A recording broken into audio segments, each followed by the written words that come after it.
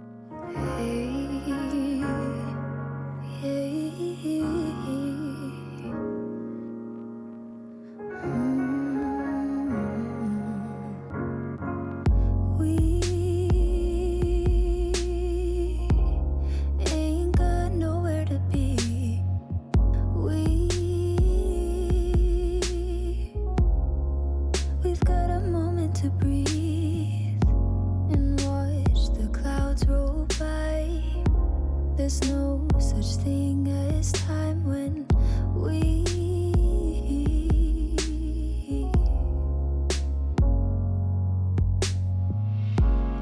You don't have to say anything. I don't want you to think too much.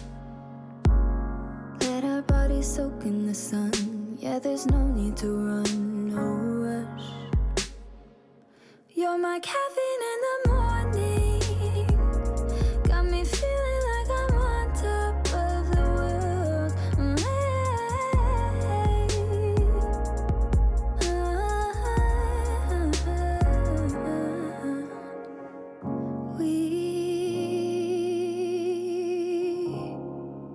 We don't try to impress.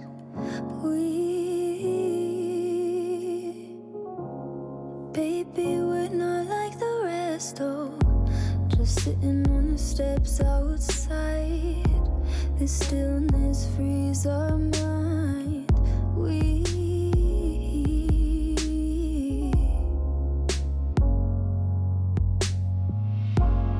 You don't have to say anything. I don't want you to think too much. Let our bodies soak in the sun. Yeah, there's no need to run. You're my caffeine in the morning. Got me feeling like I'm on top of the world.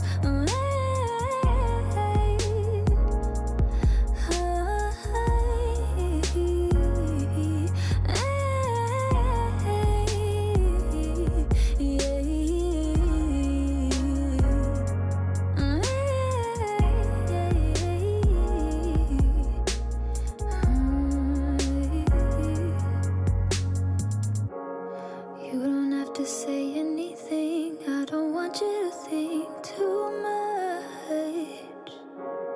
Let our bodies soak in the sun. Yeah, there's no need to run. You're my caffeine in the morning. Got me feeling like I'm on top of the world.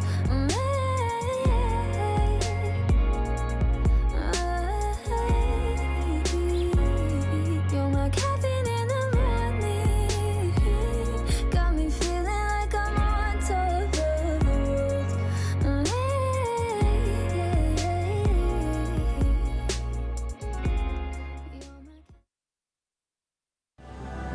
Who we are, who will we be?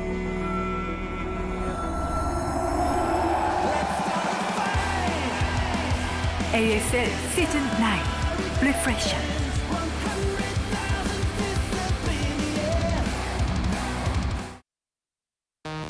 프리겁 스튜디오 라이브 ASL에 오신 것을 환영합니다.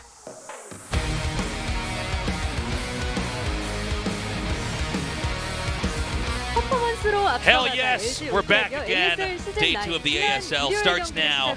We are going to go to a quick pre-show, quick interview here with our 4 players, and once that's done, we will hop right into our games. 잠시 후 경기를 통해 함께 확인해 보시기 Yay. 바랍니다. 자, 경기 시작 전 오늘 24강 비주얼 경기에 나서는 선수들은 어떤 I want 시나리오를 this 쓰고 an only 있을지 intercoven 함께 tournament, 얘기 okay? 나눠보겠습니다. 자, 오늘 나온 선수들 Watch the Terran race go extinct immediately. 선수 Anyways, 만나보겠습니다. 안녕하세요. let's meet our 4 players. 자, 제일 먼저 만나볼 선수는 9번째 ASL에 출전하고 있는 이몽규 선수와 좀 인사를 나눠보겠습니다. So Larva, 안녕하세요. it's your 9th ASL. 9번째 시즌이에요, 이몽규 선수. 하다 보니까 How do you feel? 또 이번 시즌은 개인적으로도 이런저런 일들이 Yeah, 있어서 somehow I've been here 9 다른 시즌과는 times. 또 조금 다른 느낌일 것 같은데요. 어떠세요? 일단은 뭐 제가 곧 있으면 Is this 수술 ASL 앞두고 special for you? 있어가지고 Coming back 정말 again? 좀 하얗게 불태우고 좀 수술. So I'll be having a surgery soon. 진짜 연습 열심히 해가지고 좀 여태까지 I want to 첨가했던 put in 것들과는 as much 좀 effort as possible into this 마음가짐이 game before I have 남다른 that 것 surgery. So this tournament actually does feel a little bit different to me. 오늘 컨디션 좋으세요?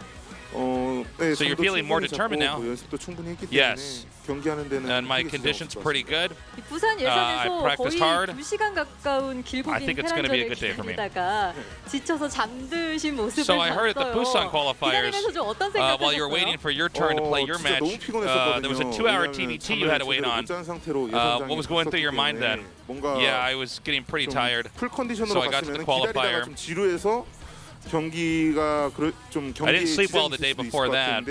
So 또푹 자면서 풀 네. 컨디션으로 또 게임을 I was waiting on the TBT, 오히려 그 기다리는 but since I didn't have 시간에 enough 컨디션을 sleep, I actually took a quick 회복했다고. nap. 네, 알겠습니다. 자, 옆에 계신 윤수철 선수와도 인사를 나눠봐야 될 것 같은데요. 안녕하세요. 네, 안녕하세요. 첫 YSC, hello to you. 예. Hello. 오늘 네, So it's your very 표정만 first 봐서는 ASL, 전혀 welcome. 긴장하시거나 그러진 않으신 것 같은데요. 아니 다른 긴장 같은 건 안 From your 했는데 facial expressions, I just read that you're not very nervous. How are you feeling? 오늘 Yeah, I'm not really nervous 세팅하거나 though. 이럴 땐 전혀 긴장이 안 되셨나요? 예, 긴장은 하나도 Yeah, to be honest, I think I'm more nervous during the interview 이렇게 than 얘기하면서 남은 this. 긴장감을 좀 풀어내시기를 바라겠습니다. 자, 같은 팀이었던 대선배였죠. 네. Well, I hope you can 송병호 shake off 선수와 that 좀 nervousness after the 만나게 interview. 됐는데 좀 만나게 된 게 어떠세요? 상상도 So 하지 you're going up 못했던 일이긴 against a 한데 pretty 굉장히 serious senior Stork. 기분이 좋은 것 같아요. Yeah, this is pretty crazy to me. I never 자, imagined that I'd be 그러면 going up against 대선배 Stork in a major 송병호 선수와 televised 인사를 match. 나눠봐야 될 것 같네요. 안녕하세요. 안녕하세요. Over to you, 멸망전 Stork. Hello. 이후에 He says 송병호 hello. 정말 기세가 너무 좋다라는 얘기들이 네. 많잖아요. So 아직까지도 after the 그 BJ 결승전에 Destruction 이재동 match, 선수의 경기를 잊지 못하고 a 계신 lot of 분들이 fans had 많은데 very 그 기세 이번 high 시즌 9에서도 expectations for you. 좀 이어갈까요?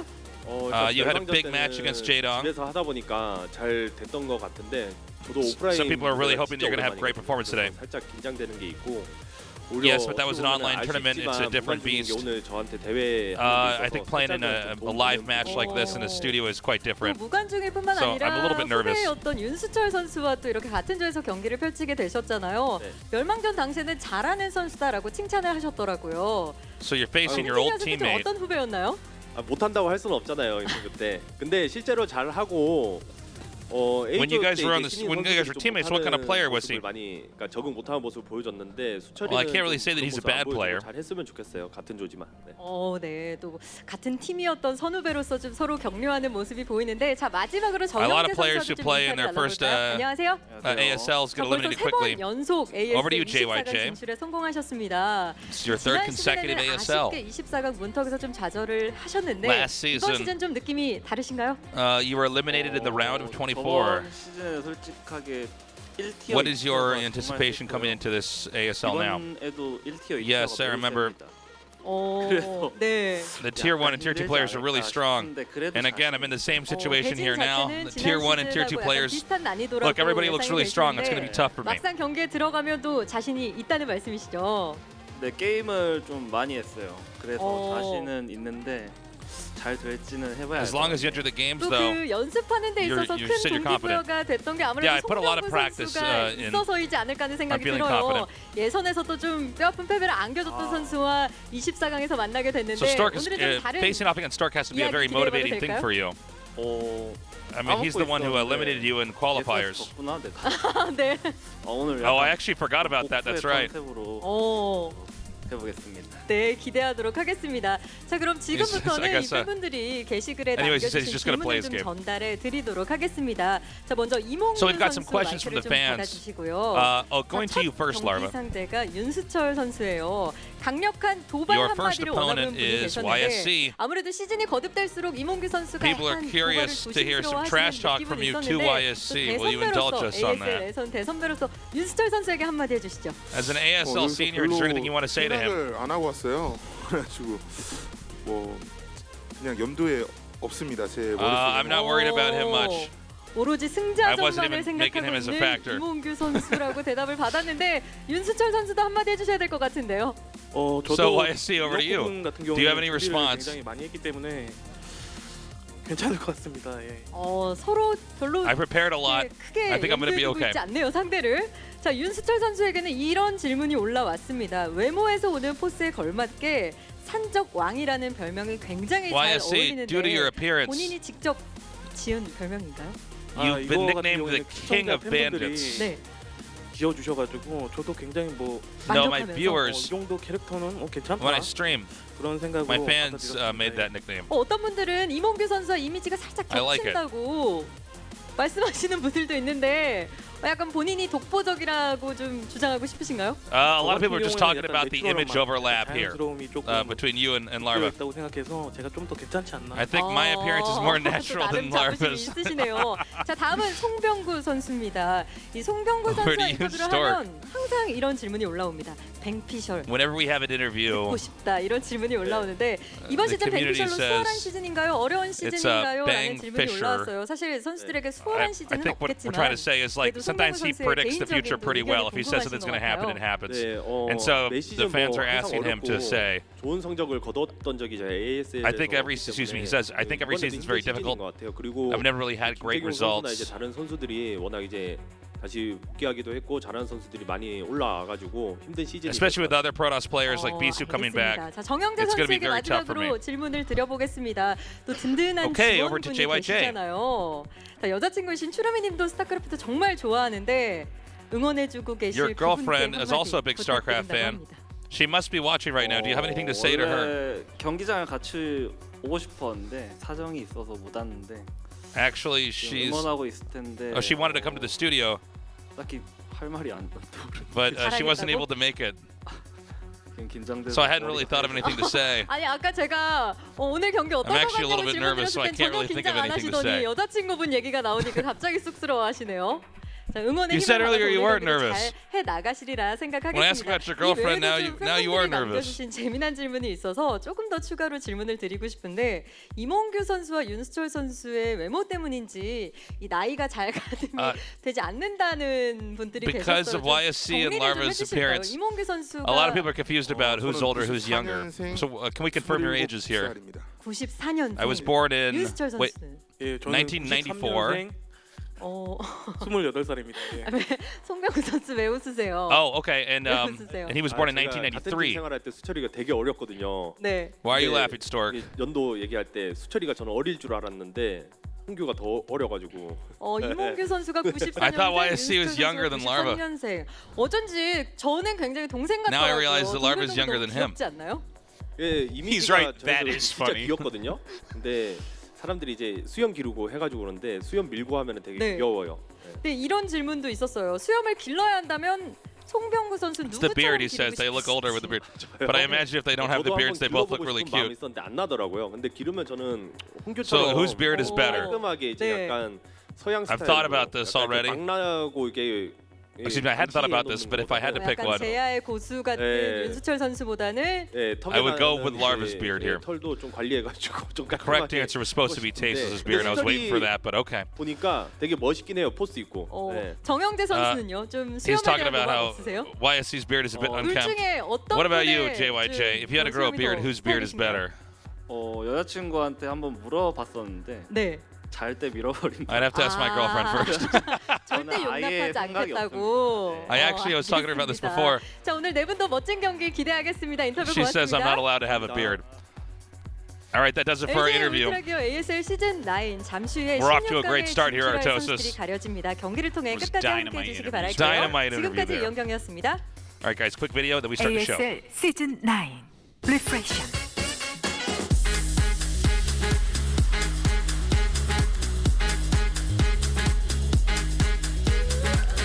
Guys, I lied. There is no video. We're going to go right into these games. I'm so happy to be back casting ASL. Yeah. I'm so glad that we're done with our long no StarCraft break. No ASL, no GSL. Yeah, that sucked. But Too long. yeah, finally we're back. We get to watch games on Intercov, and I'm very excited. Yeah. Can't wait. So if you joined us on day one of ASL, you're already familiar with this map. This map is, frankly, this is the weirdest map I've ever casted. Ever. Well, it's a very, very, very strange map, which is kind of making the tournament exciting in some ways, as long as the Terran player is not playing, because Terran seems to be. Well, this isn't the first time we've had a wonky island map brought into ASL. I'm sure you guys remember Sparkle, a map that. Look, I really appreciate that people are toying with maps to this extent because it really helps us understand the game and the races in ways we just wouldn't know otherwise. There's always going to be very run-of-the-mill maps like Fighting Spirit, right? Everybody knows it. Everybody's played on it. You can't keep track of how many games you've seen on that. But then there's a map like this, and the problem here, and he's giving me this look right now because he's a Terran player. Well, Tasteless, you're like, I'm glad that people are really toying with maps to this extent. And yeah. all I can think of is that this is basically, these ASLs are the island maps of Dr. Moreau, where we're going to like find out that you should never have done this. We should have never played God with Nature. Yeah, exactly. Well, I'm very interested in seeing how a Terran is going to approach this map as things go forward here. Of course, it's always exciting to have Larva and Stork here. These are the Brood War household names. So I think we're, like most people, are expecting these two to advance here. But again, with a map like Inner Cove, anything can happen. Yeah, I am excited to see how that goes down and how well YSC can play. I've definitely seen his name popping up a lot lately. He's been really putting himself out there, playing a lot of matches. But yeah, you look at this group, and it looks like a Larva Stork group. Right. On paper, on the screen. Yeah, Stork, again, especially with a guy like him, he's so good at coming up with these very specific builds and approaching the game in a very fine-tuned way. I'm so excited to see what he's going to do on Inner Coven here. Yeah, I think we have a lot of strategies to find out on this map still. We definitely don't know how it's going to pan out through the rest of the season. This is going to be fun. By the way, yes, I have got to say, well, hold on. I'll wait until we get him on camera, but you have a doppelganger in the studio today, Tasteless. It's crazy, and you both play Protoss. It's amazing. This is too many beards in one place for a Korean esports event. I know. It's something else. But, well, here we are on ASL. Guys, spread the word. Let people know. Yeah, get out there and let people know. We had an incredibly long downtime between the 2019 StarCraft 1 and 2 events, and now we're finally starting up here. But a lot of people might have forgotten, so get out there, let people know to tune in and to join us here. And we're going to be here every Sunday and Tuesday as we move through with the ASL. Yeah. And that is going to be amazing. I can't wait to see how this tournament actually ends up turning out with the level of names that we have here. Yes. Each player gets to pick a song. And he is looking so handsome right now. I'm sure that you are hoping that this is the one I think is your doppelganger. This is the one I'm hoping for.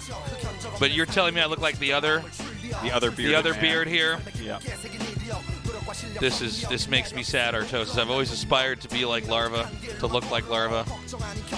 Yeah, to be funny and cool like Larva. Yes, play Zerg like to cast as well as Larva. Yeah. By the way, Larva looking really confident. Coming to the studio today. He's one of these guys, he's just really burning with charisma, you know? For sure. No, he's one of the most fun players that we have in this scene. There's no doubt about that. And he's from this younger generation of StarCraft players. Yeah. Foot star gamer, second to none. And this is how you see me, Artosis, every time I'm playing StarCraft, right? It's pretty similar look to you. I'm trying to figure out this closer to Larva. It's like the hair on top of your head, but the beards.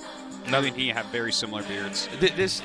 Somehow, right now, YSC looks like what happens if Larva was left on an island for a long time. Like you said, it's more natural. It's more natural, yes. This is Castaway Larva. Castaway Larva. Or in my head, this is like halfway melted Larva. Oh, my God. So YSC has not had a major match of this level before. Obviously, he's been playing forever, and that's something to factor in because with some of these Brood War pros that have so much experience, it's such a big edge over these players that are out of their element. There's cameras right in their face. There's, refs here. It's at a big studio. It's loud. Yeah. Game's being casted. Yeah. But everybody's watching, and he knows he's the underdog. Okay, now here we go. We're going to zoom in here at the beard. Thought it was myself there for a second. I thought, why are they putting the camera on my mouth? We're going to watch my mouth go as I cast. I said, oh, nope, my bad. Easy to mistake. It's Larva. Yeah. Very easy to mistake. Yeah. Now, hold on. We're going to go back over here. Oh, whoa, it's Tasteless again. There it is. Whoa, it's me from that other side This is how Tasteless casts Tasteless versus Tasteless. Now, one thing about YSC is that he has a beard long enough that you can put beads on it. That's true. That's true. I wouldn't mind some Johnny Depp beads hanging off there. Oh, yeah, like the pirate movies? Yeah. Arr. Yeah. Have you seen those pirate movies? I mean, I think I saw the first one, but I don't. You don't need to. Yeah, as long as you've seen him bury his jewelry in the desert, then you've seen everything Johnny Depp has. Yeah, we were in that LA airport. We were in a security line in LA trying to fly back to Seoul, and there was this commercial on repeat of Johnny Depp for some reason burying his jewelry, his bracelets in the desert. Yeah. It's the greatest thing I've ever seen. Look it up on you. Just Google that, all right? Because we watched the commercial on repeat 20 times. We still couldn't figure out what exactly they were trying to do before we got the security thing. Okay. I'm ready for this. I'm ready. Wait. I'm not. Hold on. Okay, now I'm ready. Okay. Now we can start. Oh, thank God. Question, though, is YSC ready? We better be, because we're starting right. Wait for it. ASL Now. 시즌 9 게임 준비 완료.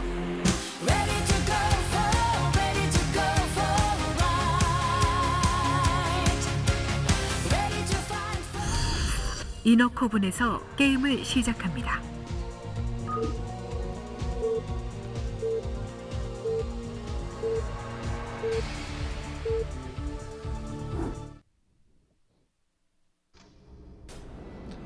Okay, we have Zerg in the center left, and the upper right is YSC. And again, this is the map Intercoven. This is a very, very unusual map. We'll be unpacking that for you guys. But the truth is I don't think anybody really knows the correct way to play on this map. Yeah, it's really hard to say what is going to be optimal here over time. Things definitely can be figured out. So this is an extremely quick probe, and I think that this is meant to try to interrupt expansions, but he might be doing something else. Like, this could be proxy gates, who knows? Yeah, maybe. Just build gates in someone's base? Like, you can see the creep before they can see you. Real quick here for the uninitiated, there's perma-disruption webs on this map. So first of all, this is an ability we don't see very often. So some people who are not hardcore into StarCraft might have forgotten about this. With the Corsair, if you upgrade it, can cast this ability, which is this white sparkly stuff here, that makes anything that's inside that area unable to attack. Now, map makers have figured out ways to make it so that you can have that permanently there, and so now it's just a map feature in this case. So that will never go away. And it makes it very difficult for engaging and moving across the map here, because anything in that area can attack. And so you were right, Artos. That probe did come out there and deny. I think originally he was actually planning to make gates if it was if he hit the main base of the Zerg player first. If Zerg spawned at the bottom right? Yeah, I think so. The way he like skirted around the mineral patches, that's really what it looked like to me. Now, Larva just sending his drone across, like he might just expand there, who knows? It's not like you're needing to transfer too many things between your bases, but yeah, maybe just going to go scout as well. There's no spawning pool started yet. He's actually going to have this probe chase these drones, because he can, of course, make another pylon and block off any hatchery that would be going there. Instead, Larva's making a hatchery now adjacent to that pylon. Yeah, I think it's a good call. Just get your hatches down. And it should be 3 hatch before pool as well, because it just doesn't even really make sense to make a spawning pool. Like, why would you need it? You're in no rush. You need Zerglings? Now, one other thing to point out, in case you are totally triggered by the fact that Nexus is off-center, there is actually a little, what's it called, the floor gun trap. Yeah, it's a little doodad. It's an object that you have to destroy that is underground. And it's cloaked. And that's why we see Zergs killing it. Yeah. Whereas the Protoss just have to make something further away. And now he's actually blocked both expansions, so Larva is going to... It's going to have to be 5 hatch muted to get his economy truly rolling correctly. Oh, that's so funny. But, hey, he blocks both. He takes the gas. This. What is he playing, a PVT? Well, this is funny. How many buildings does he need over in his opponent's base? Yeah, because in PvT, you actually can run in there and take their gas and put pylons everywhere. Yeah, block add-ons with pylons or manor pylon. But doesn't that waste money? No, it's pure value. But normally, Zerg's the race you can't do this to, besides blocking the hatchery. But I guess in this already very obtuse game, we're seeing things get really, really weird, to put it simply here. I guess since the pool is that late, yeah, you can take the gas, and that means it's going to be a really long time before Zerg can tech in the lair. Yeah, he is taking the gas at his, I guess you can call it natural expansion, and his hatchery is placed in such a way that that will still be pretty optimally mined with 3 drones, I believe. But yeah, that's... it does slow him down. It does annoy him quite a bit, and YSC definitely coming in here with a plan at least. course, we did see one PvZ here on Sunday where Bisu went ahead and killed Beast with a Reaver. Right. Literally a Well, Reaver. this was actually... When I was in college, my favorite StarCraft I ever got to watch was my 2 roommates play it against each other, because neither was very good, but they both like had their little skill sets. Yeah. You know what I mean? Mm-hmm. And that game that we casted on Sunday reminded me of that, where it's like, oh, he just got this one Reaver in this one spot and killed this one building, and due to the circumstances of this game, that's going to be it. Yeah. You know? Yeah. So the layer has started now. He is going to be able to reclaim the gas. Remember that you can't attack while you're in that disruption web. Mm-hmm. Things can attack into it, yeah. But if you're in there, then nothing can hit. Now, did he just go Robo before Stargate? I believe he did. You can see this is so funny, right? Yeah. The drone just sits there. No problem. Yeah, it'll sit there and heal back up. Now, these are stacked, so the Lings are not going to get through there very quickly. There is the hatchery to make the mining at this base a lot better. Evo chamber coming here. As the center of the map is going to open up. How interesting is this, right? Like, he slowed everything down, and I guess he feels like he can just go directly to Robo as opposed to Stargates. In case you guys were wondering where we were for months, they kept us in those things until we were ready to cast again. That's yeah. Fortunately, mine broke. Yeah, you're the one that's got destroyed there. Yeah. No, but this makes sense, actually. You know, one thing is normally you have to get a Stargate immediately because you have to scout and see what they're doing. Mm-hmm. Because if they have too many mutas, you just die. Mm-hmm. And that's why we basically always see a Stargate made in PvZ. But because you delayed the gas and everything else so much, I guess you can get a Robo out a little bit more quickly here. Also, Hydra Bus can't occur. It takes way too long to get across to kill everything through the center, and then you're coming through a tiny choke as well. So that's just not something that's going to occur. All right, so a Spore going down to make sure that these Overlords are kept alive. Obviously, there's no real intel for Larva since the last time his drone was in there, so he's not entirely sure of what's going on. So we have long-distance mining happening over here. The Lings are slowly making their way across the map. And let's see how much damage this drop does. Remember, there's not really many attacking units out at all, so these Zealots and the Dragoon are actually like a real threat here. I wonder if this is going to become a theme more and more as we cast more games on this map, but it seems like static defense is a must in some of these locations. Might be. It's kind of funny, though, to watch this, too, right? He just, like, runs the drones right there, and they stay alive. Right. There are some more Lings coming up right now. Yeah, what a strange map. It's like, oh, you want to kill my goon? Yeah, not going to happen. Going to walk under Yeah, here. the thing about this map that's funny is that, like, there's so many things that just break my brain when I watch it. I know. Like, all these units are friends suddenly. Yeah.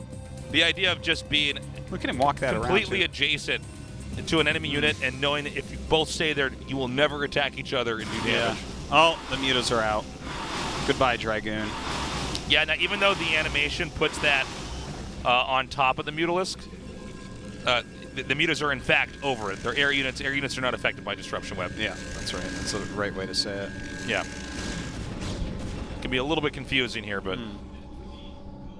All right, so looks like you may want to expand to that island. That's a legitimate island right there. You can see it's still got a beautiful intact coral reef around it.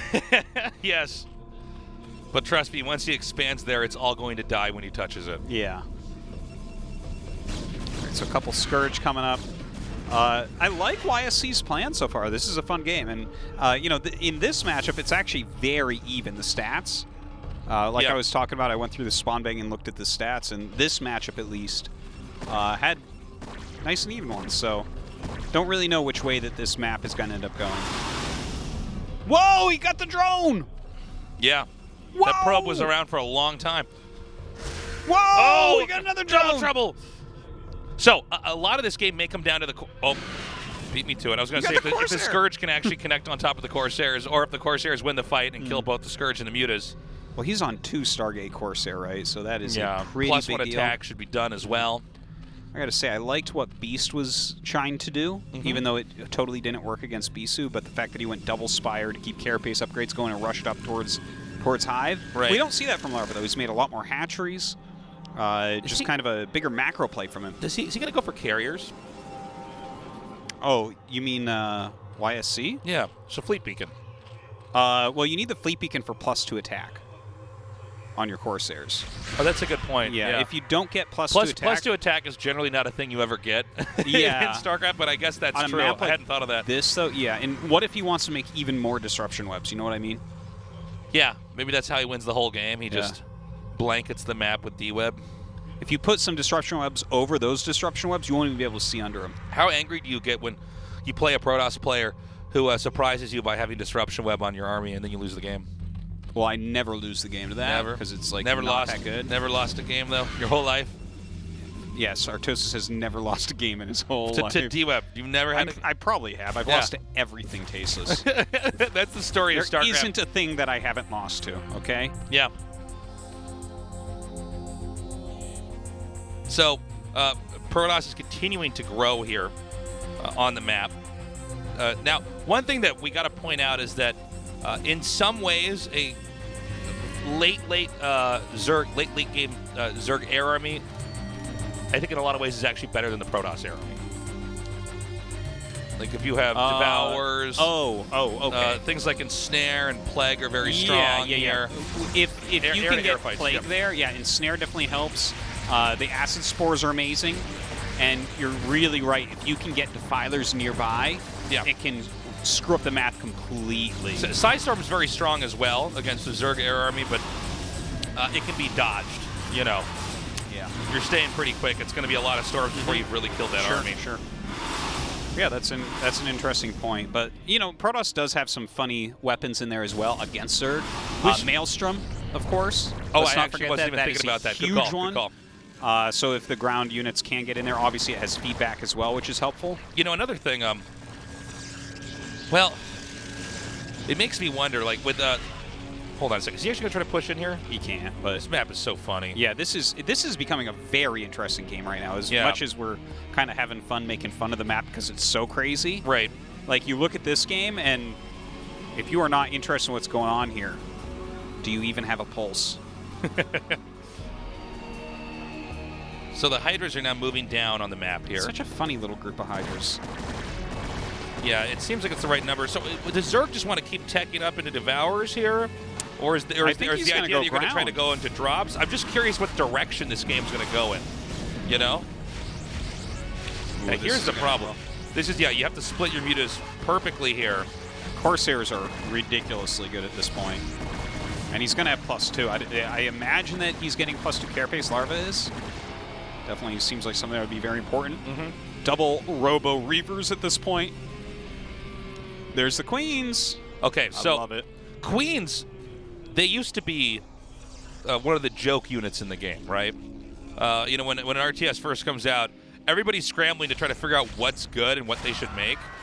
And a lot of people, the Queen was sort of put in this category early on of a unit like you probably shouldn't get it. You're most likely more D-Webs. Yeah, here we go. So he did upgrade that.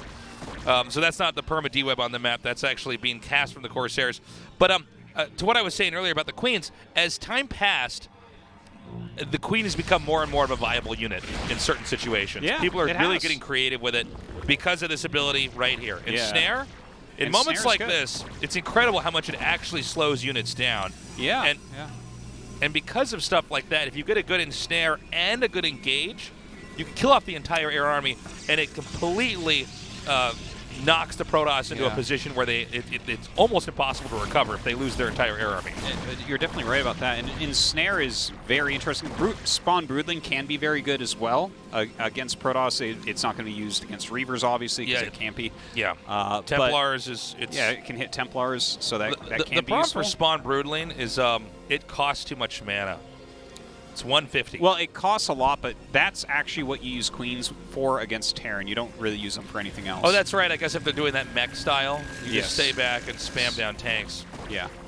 But yeah, the Ensnare is really interesting in a lot of ways, and one of which that should be mentioned, it doesn't just slow units. Some units it slows the attack of as well. Not all units. In fact, I think it's like a bug. I think it's not even supposed to be intended to do that, but some units it does slow the attack of. Okay, so we have a huge drop coming in here. Yeah, and that ensnare kind of allows these overlords to go on their merry way. Yeah. Okay, now, if he's caught in a position where those get shot down before they unload, it's going to be devastating. But it seems like he's actually moved in here basically undetected. This is the heart of the Protoss' base. This is where all of the tech is as well. And this is just an insane amount of Hydras. So I don't know if YSC can recover from this. Well, he's got a lot of defense webs here, or D-webs, disruption web, and a lot of Reavers. So I think he can clear this out, and he's going to get all the overlords. The thing is, what you want to do with the Hydras here is try to run back further and further and just make the Reavers slow walk across the map. Because eventually they run out of scarabs. All the D-webs come out, and then it's like, well, what did he get, right? Right. Not that much, like a Stargate, a few probes. He gets a couple buildings and stuff, but YSC's been on 3 base just almost as long as Larva. One thing we should probably point out here, I don't think we're going to see this unit, but we might, is a scout. That's so weird. This scout is basically, well, I think we're probably not going to have it this game because it's mostly just drops, but if it went into air-to-air fights, it's possible. But the scout, just the amount that it costs and the amount of supply it costs, it's just not really very good. I could see him eventually going into carrier, but I feel like he would need another base to really support that. There are so many Hydras on the map right now. More supply for Larva, which is just wild. Okay, another great ensnare there. It's so interesting that he's utilizing the snare to make it so that he can actually get drops off. Yeah, I never really thought of it like that. Yeah, but you're completely right. I mean, this is a really good way to approach this. Is he could unload here. Because a lot of times the idea is that the Protoss wants to just gun down the Overlords before they could drop, right? That's the easiest way for the Zerg to throw the game, is to just start losing too much. But in this case, he's actually managing to get in there because of that ensnare. But YSC is not suffering that many losses. Like in this situation here, I don't think he lost really any probes. Not too much. And I mean, just the Corsair Reaver, like that is a unit composition in and of itself. And you can see why in a lot of ways. The D-webs are really kind of slowing down on the damage that Larva's trying to get done, and then the Reavers are cleaning up. And yeah, you see that he's going carrier, 100%. He just added 4 more Stargates, and he's got 2 Cybernetics cores spinning. We know what that's for. And here's a thought as well. It seems like YSC supply-wise has enough that he probably won't lose even if Zerg keeps dropping, but he has enough supply left over to fill that up with just carriers and then go to his endgame. Yeah, yeah. Now, one of the reasons why, sometimes I don't think we talk about this enough because people are used to seeing the meta and the way it is, but sometimes they don't know why it's that way. Yeah. So one thing people have actually asked me a lot when they're not that familiar with StarCraft is why are carriers used against Terran but then not against Zerg, for instance? You know, carriers are devastating against Terran, but why don't they seem to do that well against Zerg? The main thing is that Hydras are just so strong as an anti-air. They're just such a good unit that it's not a wise decision to try to tech into carriers. I mean, a few control groups of Hydras can gun down everything. Now, in this case, Corsairs with enough disruption web, blanketing an area and making the Hydras unable to attack. That helps. That can help. But I still wonder if the Hydras will not still just squat this down. Well, don't forget Dark Swarm makes the Hydras invincible against the carriers. So then you have to have some sort of other damage, whether it's Reavers or Psystorm underneath there. Yeah, there are a lot of reasons. And like if you don't have the Corsairs, then suddenly Scourge just counter them very, very hard. Right. By the way, we are into greater Spire tech here. Could see some Devourers added in. I think that's really what he's going to be going for. Yeah, the Devourers, it's actually... Devour plus Ensnare is pretty... Oh, it's crazy. Pretty dastardly. Well, when you get a couple Devourers and their shots connect and those acid spores build up... I don't know about that one, YSC. Yeah, totally. Look at that, +2 mutas. Devourers start with 2 Carapace, by the way. That is a lot of armor. Yeah, there they are. Okay, he's gonna go. Sometimes that startup speed on the shuttle, man. Dropships too. You know, there's a new bug that was found semi-recently for instant excel with dropships and shuttles. What? Yeah, I did not know about that. They can go from 0 to full excel instantly. How? It's like a shift-clicking method. I haven't done it yet, but I saw. Wait, you need to show me that. I'll never lose PvP ever again in my whole life. Well, you're going to lose even more trying to make that little bug work. That's what's going to happen. Is it hard to pull off? Is it no, actually I don't think viable? it's that. I don't think it's that hard, but it takes. Oh my God! It takes a little time. Ooh. Okay. Quick hide under the knee web. One thing I'm seeing them pan out here is that I don't think that YSC is ever going to get another base. Yeah. He can't be killed, but he also can't grow.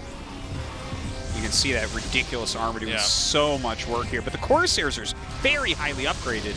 And in fact, I mean, he has all those Stargates. I thought for sure he'd be going right into carriers, but I think he might just be making Corsairs right now, realizing how dangerous this army has become for Larva. So maybe he is going to get another base. Look at how slow they fire as those acid spores build up. Yeah, and there's Ensnare on them too.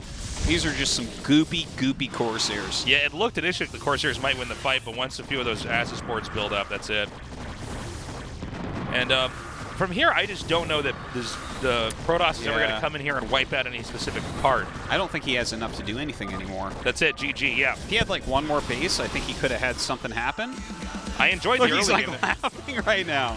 Oh, well, King of the Bandits unable to win his first ASL match. But when I look at these two guys, it feels like it's a before and after. Like we give YSC a makeover and then he becomes Larva. That was a fun game, though. I really enjoyed that. Yeah.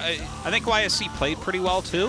Whereas a lot of these players, they come into their first ASL game and get butchered. Well, also, I do wonder what exactly is the end game supposed to be for Protoss here, really? You know what I'm saying? Oh, I have no idea. I'm not sure that they're... You know, we've talked a lot about Terran on this map, but it's possible PvZ, there's not much you can do if the Zerg just gets enough of the map. It might be. That might be the case. Maybe. So, look, we're far from done. We have one more game on Inner Coven. Is it Coven or Coven? I think it's Coven. Coven? Yeah, Inner Coven. Yeah, actually, I think you're probably right. Okay, so one more game with Inner Coven, but... It's Inner Coven, you fool. You'll just believe anything I say with confidence. No, it's Coven. No, it's a map we're still figuring out. It's a map that is very weird. The early game we don't know, the late game we don't know either. But we got one more game with that. We're gonna go to a break. We come back. Our second match. Don't go away.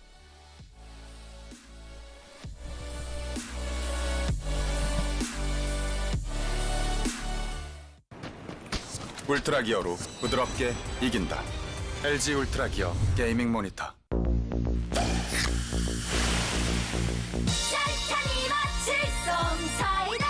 정감이 마칠송 사이다. 70년이 사이다. 칠성 사이다. 우리 입맛엔 칠성 사이다가 좋아요. 울트라 기어로 선명하게 이긴다. LG 울트라 기어 게이밍 모니터. 당신 뭐 핫식스 더킹 아세요? 핫식스 뭐요? 핫식스 더킹. 이거 정말로 맛있는데 제가 오늘 핫식스 더킹 먹었기면 당신은 저한테 빨릴 거예요. 아세요? 이런 악마의 음료 꿀빠시간 그리고 핫식스 더킹 그 빨간 제품 있거든요. 열대 과일 맛이 나요. 열대 과일 맛.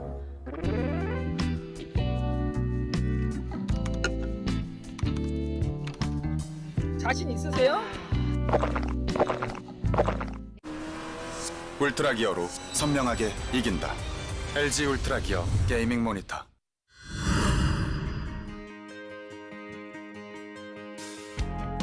When the curtains close and the film projector rests, and I'm breathless with my heart stuck in my chest, I throw myself into the waves. It's a tragedy, but say love you, wishing your life away. Those you have to say.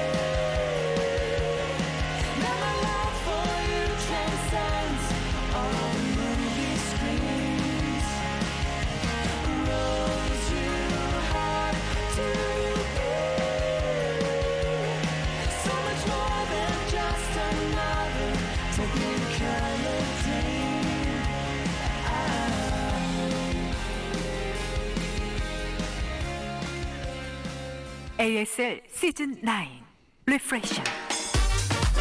You know, can we have shorter breaks? It was too long. It was too long. All I was thinking was how badly I want to see Stork make carriers and kill JYJ, and now I get it. Yeah. Thank God. So we have one more game on this map. This one's going to be a PVT. Now, from what we've seen, and it's very limited what we've seen so far, but Terrans seem to want to try to push through the map and end the game before Protoss gets out of control with carriers. Absolutely. You're never going to see a Terran try to go for a macro game here.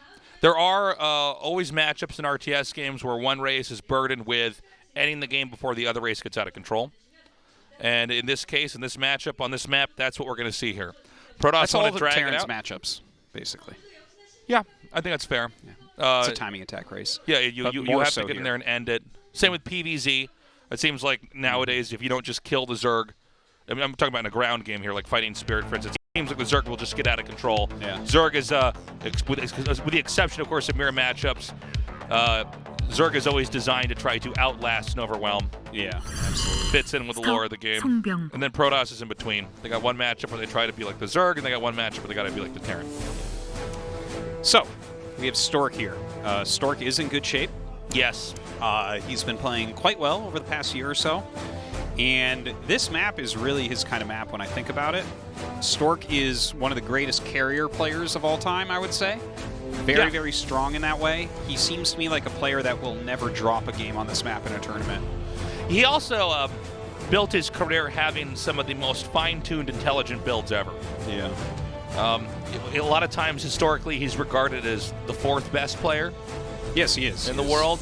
But I think he's at times doesn't get enough credit for just being. He's really figured out how to cut corners, how to get ahead. He's very smart. He's very smart. That's, and quite true. It was funny because we had this interview before, and they were asking him to basically say out loud that he's going to predict that he's going to win, but instead he was saying, "No, I'm actually nervous. I'm kind of stressed out. I don't know how I'm going to do." Now, on JYJ's side here, I want to see. Oh, we might have some kind of problem. I think he's calling a ref over here. He's like, "Excuse me, what is this this what is this map? Is this a use map settings? This doesn't look like any map that people would actually play What's on. the rules on this map? Yeah. You mean the disruption web's always there? How am I supposed to attack him? Yeah. What is this, 1999? Excuse me, what is this? I can't build my command center. Why don't we just play on one of those BGH maps where all the minerals are stacked on top of each other and next to my command center? Let's just do that. BGH maps. It's called fastest map. Fastest map. I don't play on maps where my money goes away. That's no fun. Why would you want to do that? Did you start playing StarCraft on fastest maps? No, I played way before that map existed. What do you mean that was like there the first day or two? The fastest maps were there Fastest map immediately. was not there the first day. It absolutely was not. It did not BGH? exist. Wait, BGH was not around, absolutely. That was around. Oh, but that doesn't count as a fastest map, right? Yeah, no. Fastest map is when there's stacked minerals next to you, so your money just explodes. That's how Hydra started. Fastest map? BGH. Yeah, yeah. And, a lot of people did. A lot of people. It's fun. Yeah, BGH is fun, yeah. I went in Map Editor and made my BGH map into an island, and then I would host BGH Island. 3 versus 3 computer or something, and like I just had a ball, man. That was my first summer first playing online games of StarCraft, I was joining comp stomps. I remember that. I was like, okay, let's do it, guys. My first game on Lost Temple, 3 versus 1 comp, we lost. Oh wow! Can you think about how bad we were back then? Well, I remember thinking the computer was just so good when I first started. Yeah. In the game, the computer doesn't actually have to physically have minerals, right? Yeah, it just makes stuff. It just makes stuff, right? Yeah, it's cheating. Well, I guess you could put it that way, yeah. Well, I think it just makes stuff, actually. But if you kill like all its probes, it won't make anything. Oh, is that okay? I think it has to have the animation of mining, but the minerals don't actually like go in and then I'm not get sure spent exactly. back out. But I had some fun the other day, and I beat 2 Protoss computers with only drones. Wow. Yeah. It took me an hour. It was the biggest waste of my life I've ever done cases. And I put it on YouTube for people to see. So there's been some delay here. We'll get JYJ's setup fixed, and then we'll hop into this. I still want to go back and play that old Micro Wars map with you. That is a fun one. That is a fun one. I love doing Micro Wars. Yeah, it's just so fun. Micro Wars maps were really good. The ones where you switch the sides over and over, and it was very classic micro situations. Yeah, yeah. I'd like to go back and play it now because my micro is like 1,000 times better than it used to be. Yeah. Like, I would love to see how those feel now and which ones have gone in a direction other than what Yeah, there were certain matchups on those micro maps where you would think, okay, this is the one that's actually favored, but then it turns out as time passes and we learn more tricks. Hey, is there like a database somewhere of all the new glitches you can do? You know? I don't think there's an actual database now. Okay, because people keep figuring stuff out. Yeah. Some of these little micro glitches totally change how engages work. Anyways, guys, we're finally ready. Sorry for the delay. Stork vs. JYJ starts now. 인어코분에서 게임을 시작합니다.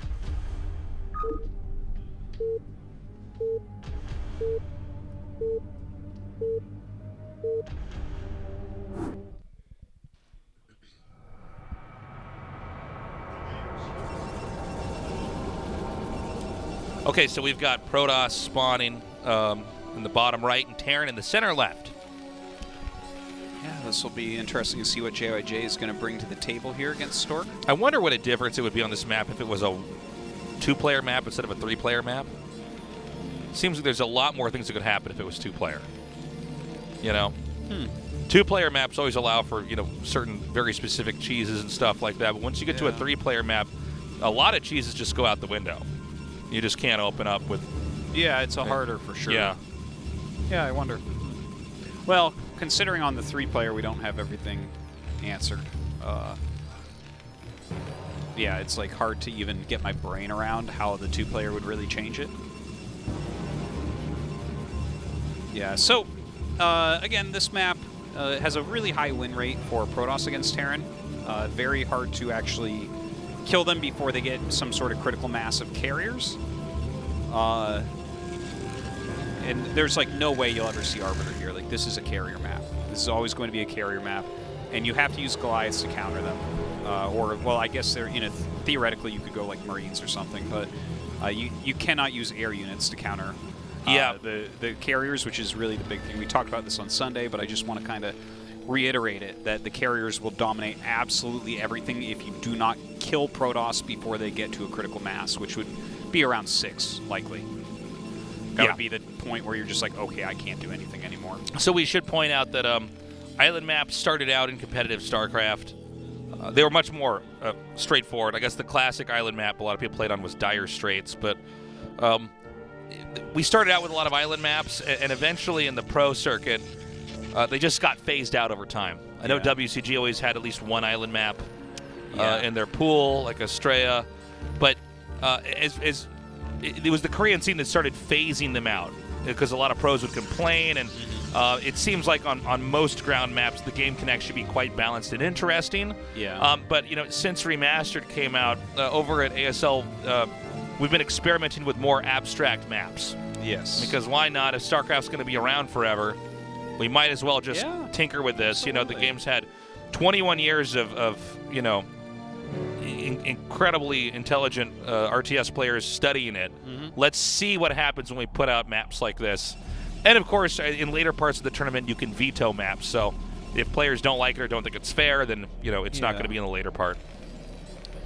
Quite true. And so that, in case you're wondering why are we even doing this, that's why. Okay, so immediately it's a gas steal. He's going eBay. Yeah, it's CC first and then eBay, right? Well, he went Command Center first, makes sense. Barracks next, yes. And then Engineering Bay. And I will tell you that eBay seems a little bit early. I don't know what's going on. That's with the eBay. earliest eBay. Well, by the way, this eBay is just made to block the probes. That's not going to be finished.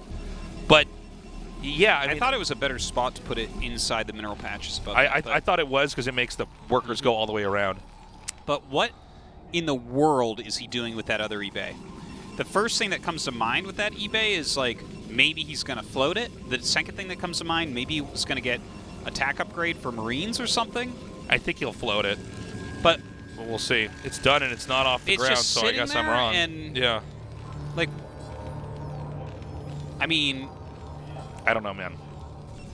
That's very early. What's strange about this, everybody, is that there's no threat of drops or air attack units this early. I would think so not. It seems a little bit odd. I suppose Protoss could, in theory, just one base. I'm so stupid. It's to get detection to kill the plate. Of course. Oh, man. Okay. Wow. Sorry, guys. Just a couple of bimbos. I'm like, he's going to scout with it, Artosis. Like, what? Like, why would you get this? Like, you scouted him. You know he doesn't have DTs. Land it! Yeah, if it's, you have to move it, and then there you go. Otherwise, it does a little, just little hula hoop move. Ooh, never gonna kill him now. Yeah, okay, so that was hilarious watching us struggle through figuring out this eBay. This is the moment where we we thought of every other possible thing, but the one thing it needed to be, I'm like, well, there's no area. He could scout with it. He could, no, it was for detection for that plate that's underground that you can't see. So funny. I wonder how different this map would be if that wasn't there, by the way. Oh, if this map was already not weird enough, that's the icing on the cake. Yeah, that definitely changes quite a bit. Helps Zerg quite a bit, I would say. Okay, so Robo coming up right now for Stork. I think likely he's just going to go into some observers, but if he went Reaver, I don't think that would be a bad idea. And I think from there, you probably do want to start teching towards your carriers because there's just so little threat of any sort of attack. Yeah. It's like the fastest thing that you can do as a real actual attack would be a 5 factory where you kill everything in the center and go through. Sure. That would be the fastest. Okay, so we have the observatory coming down here. I think it will be 2 gateway Goon with Reavers and then go straight into carriers. Yeah, that sounds like a very good idea. Because one thing for Protoss, even on maps like this, is when you're going for the carriers, there's a window of time where you are vulnerable. Especially from the Protoss's perspective, you feel very unsafe. I mean, carriers take an incredibly long time to make. Then when they come out, you have to make the interceptors for them. And you usually get them in pairs, so the 2 carriers come out, and then they can't really do that much, right? So you're racing to try to get 4 and ideally 6. And so the question you got to ask yourself whenever you're watching a Protoss go for carries is how exposed is he? The later they get him, usually the safer the Protoss was the whole time. The quicker they get him, the more risk there is. But if they pull that off, then the Terran is going to be woefully underprepared. Yeah. By the way, kind of interesting. So you see a bunch of turrets coming up here, so JYJ is getting ready for possible Reaver drops, but Stork has actually gone up to 4 gates now and is pummeling down the center, just like JYJ is. And this is something that we talk about a lot, Tasis, where someone's wrong. Yeah, one of these 2 players is not supposed to be doing this. Yeah, but they don't have full intel about what each other is doing.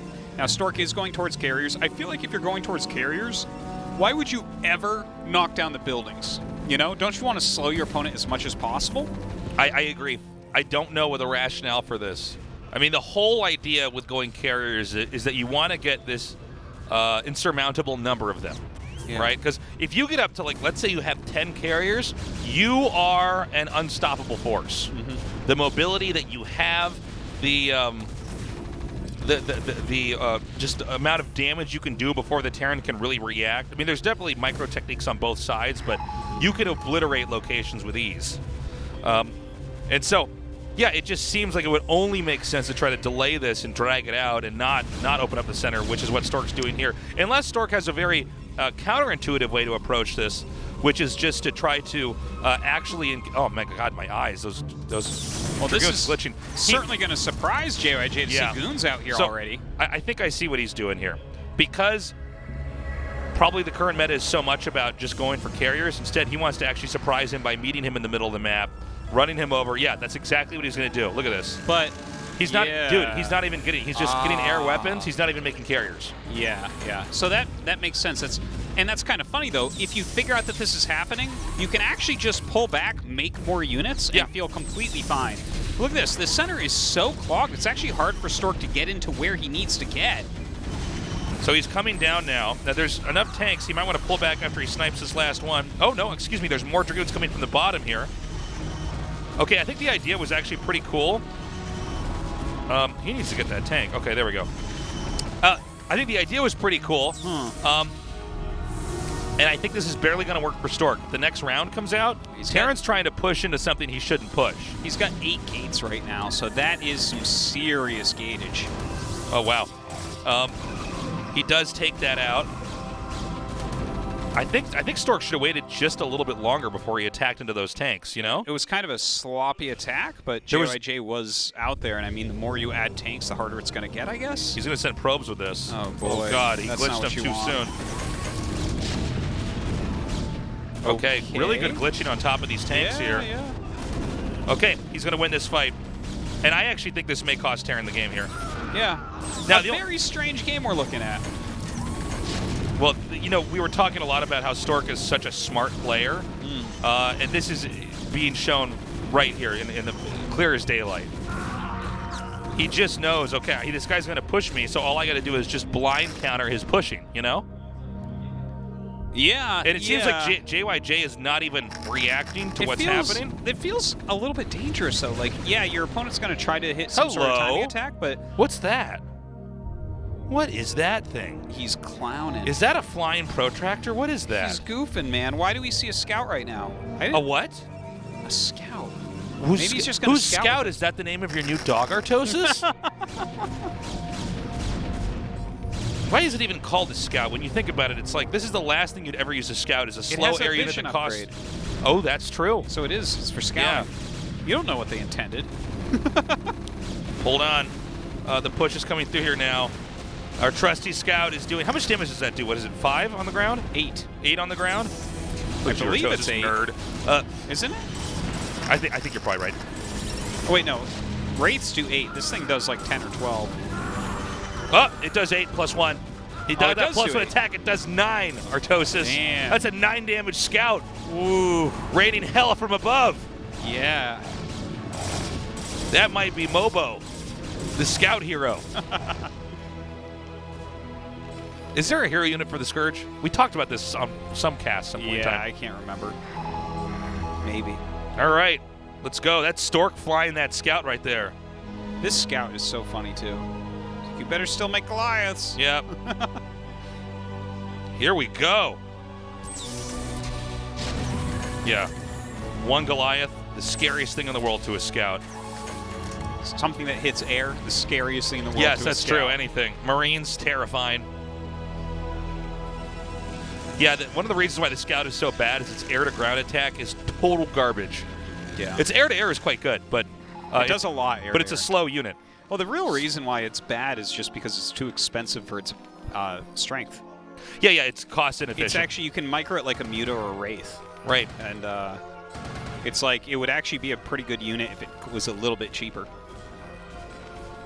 Should we patch Brood War then? It would we should fix the game, guys! Guys, it's so obvious! Don't you think? Let's take this perfectly balanced game and just mess with it. What do you say? Oh, it would be cool though, don't you? New fans! Don't you guys think I should be in charge of this? Look at that, I love the laying the mines here. Yeah, that's cool. You can't do anything. But the mines are set off in D-Web, right? I actually don't know. Oh my god. Well, we just saw Zealots walk over them, so yeah, I guess they don't go off. They don't go off? Hold on. They don't go off under D-Web. That's crazy. I had no idea. I didn't know that. I had no idea. I had no clue. Oh, look at this. You can actually sit something there because nothing can hit. The goons can't hit. Bring the Scout! Get the Scout over there! That's why he got the Scout. He knew. Here he goes. Get him. Get him. Get him, Scout. See you in hell. That is Mobo. There is Mobo. And I'm not talking about a motherboard. Yeah, with the remastered graphics here, this Scout really looks like it was one of those airplanes you buy at a toy store that you have to assemble at home. Do you see this? He's blocking the way out with 2 Zealots. Yeah. So that the vultures can't come help. That's cool. Oh my god. Get the Scout over there! Do you see this? Do you see what I see? This is insanity. He's gonna... Oh, hello. Yeah. He's like, all right. Because the game's still going on, we might as well go back to those carriers. Yeah. Personally, I think he should be getting more Scouts, but whatever. Is this our first Scout of ASL? I don't know of whole ASL. I do know for this season it is. For this season, I think you're right. For this year, absolutely tasteless. The first Scout of 2020. Yeah. I don't think we that had a Scout means good last year. fortune, guys. That means we will have a prosperous year here in 2020. It's a year of the Golden Scout. The year of the Golden Scout. Look at this. Now he's making all these tanks and vultures, and now there's going to be carriers out. Look at all those goons. Don't do it. Don't do it, Stork. Hold on, I'm coming. Hold on. Let me just line up, guys. We got to squeeze through here. Kill these tanks. So, I'm worried Protoss is going to get too big here for JYJ to fight. Well, the ground army is not really that fearsome because you don't really have room, right? Yeah. If he doesn't have any splash damage in there, if he doesn't have things like stasis, you can just like go up to and siege all your tanks, and you're gonna evaporate the Protoss ground army. It's the carriers that are going to be the real big issue. But the thing is, he can go into pure Goliath now. He has more than enough tanks to kill everything on the ground. Right. We need to see more. We need to see more interceptors, man. He's only got 4. Maybe he doesn't have that upgrade yet.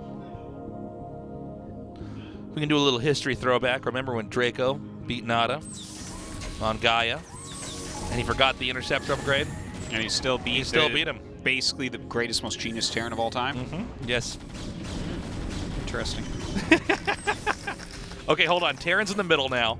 Now, Protoss is going to have to take a fight in the middle. You can't let him push through your bottleneck. But you can see that this Protoss ground army can't really do anything here. He does not even have Zealot legs right now. Yeah. That was a lot of Zealots to not have legs this for. Really, it finishes just now? Yeah. Oh, brutal. Anti-timing here. Yeah. Okay, not bad by Stork. He needs to get those carriers back, though, because all the interceptors are gone. He's finally gotten that upgrade. I like that for JYJ, if I may say. Yeah. Because he killed, like, every Zealot and most of the goons. He still has enough tanks left over that he should be feeling all right. Look at this. He's actually trapping some of these goons, so he's going to get even more kills. Ah! Nice mine. Is JYJ going to win? Get the scout back over there! Oh, now that it's got 2 kills already. Plus 2 kills scout. You know how much plus damage 2 attack? Must be now. 10. 10. That means it can kill a Marine in 4 shots. Yeah, if it doesn't have if any it doesn't armor have any upgrades. or any medics. Yeah. Yeah, that's true, too. That's pretty sick, actually. Yeah. It does do normal damage to ground, you're right. Okay, so we're getting up to a pretty high carrier number, but we should have non-stop Goliaths coming in. So as long as they buffer a little bit, there should be, I was going to say a pure round of Zealots should be coming out right now. That makes all right, here we go. sense. And Zealots with speed are a much greater threat here to the tank Goliath army. He needs to get in there. He needs to either kill off more of the tanks or kill off more of the Goliaths so that he can flip the game on its head. But now, the Goliaths are right here. It looks like he might even get a kill on that one carrier. Yeah, not quite. He definitely needs to continually rally in here. There should be another round of Zealots coming out. Yeah, here they are. They're just now going to come out. Okay, the first Zealot. Zealot. Just one. Where's he? He's like, where are my friends? Where's the other ones? Okay, here they come. Where's the scout? All right, he's getting on top of these siege tanks.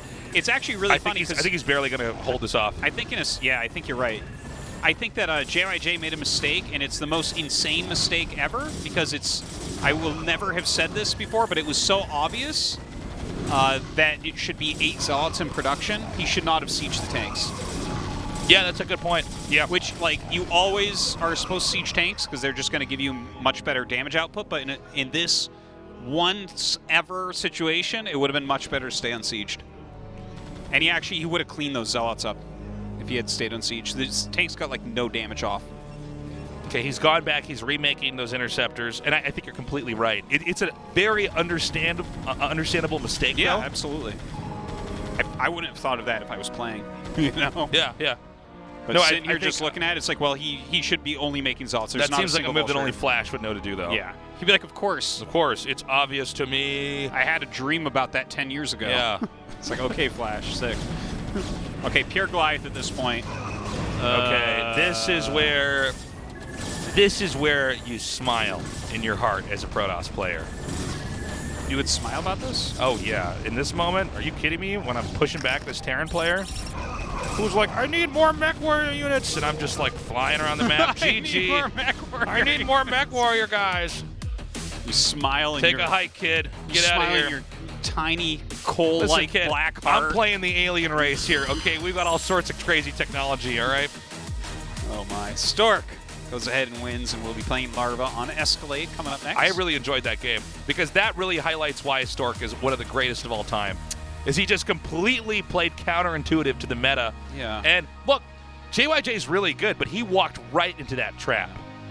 I think that what Stork did strategically against a very, very strong Terran wouldn't have worked. And like guys, against one of the very best, like a Light or a Flash, I think, would have looked at that and been like, oh, I'll back up.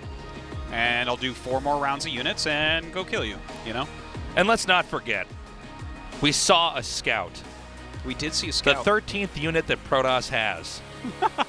The 13th. The estranged family member of the Protoss race finally came and visited us here at the ASL. We're going to go to a short break. When we come back, Stork vs. Larva, that's going to be sick. Don't go away.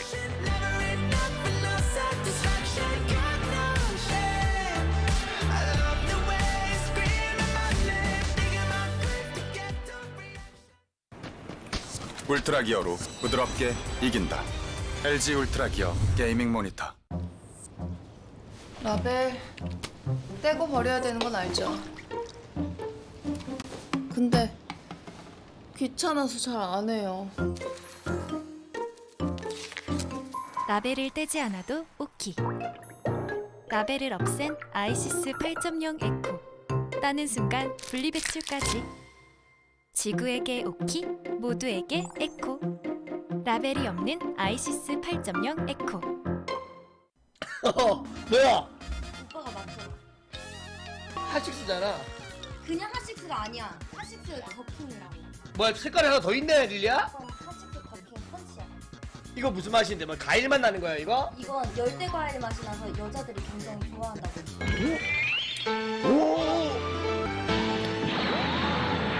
이 과일맛 나면서 되게 상큼한데?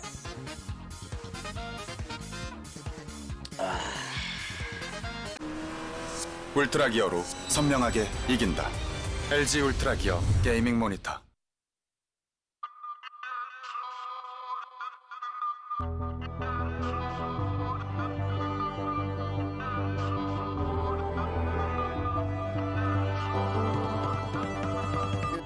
Take a walk down that river tonight with a lot that's on my mind.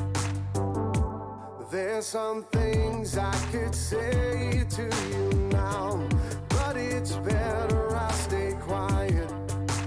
Better I stay quiet. Quiet.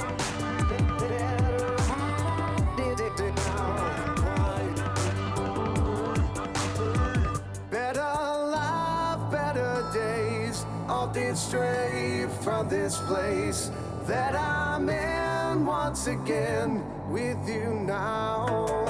I must break away from this high. It's not real, falsified. I can't stay here too long by your side. I must break away.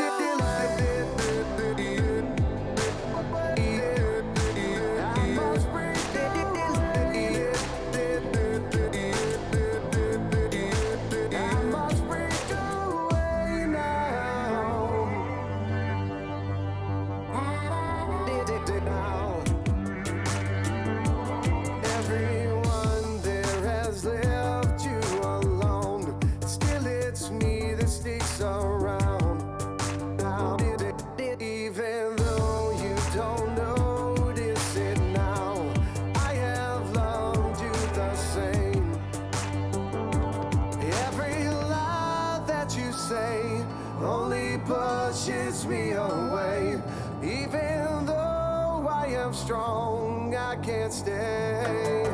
I must break away from this hole you have left inside my soul. I can't stay here too long with you now. I must break away.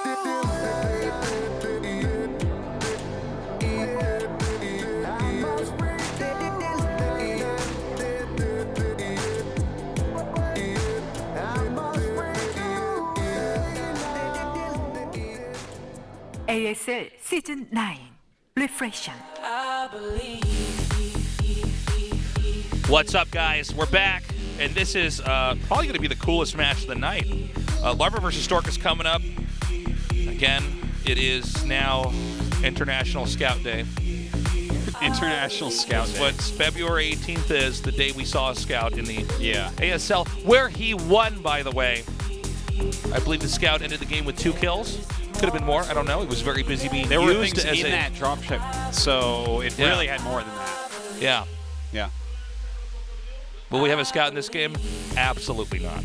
And the scout forces errors, let's not forget, because you know that your opponent is goofing on you. Yeah. I don't like being goofed on. I see a scout, I'm like, Wah! People talk about teabagging in fighting games. Try seeing a scout in an RTS game. Yeah. Wow. Yeah. I've never seen anything so unprofessional. You know what? Disqualify him. That was too much. Okay, guys. Larva vs. Stork. Starting now. Let's go.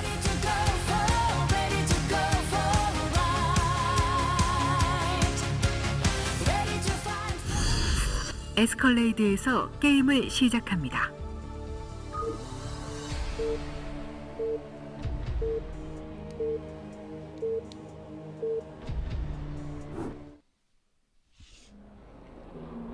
Okay, top spawns. Stork in the upper left and Larva in hot pink here in the upper right. They're going to shift tab. They're going to take this beautiful color away from us. That magenta, that glorious. Yeah, look at that. Amazing looking color. Happy Valentine's Day. Let's make it red and blue. This is the girl power Zerg race. I want to see these two colors remain, please. Maybe they only switch it when the colors are close.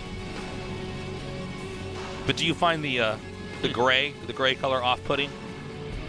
Well, do you switch colors when you play, by the way? I always have myself as green and my opponent as red. Yes, I always do that.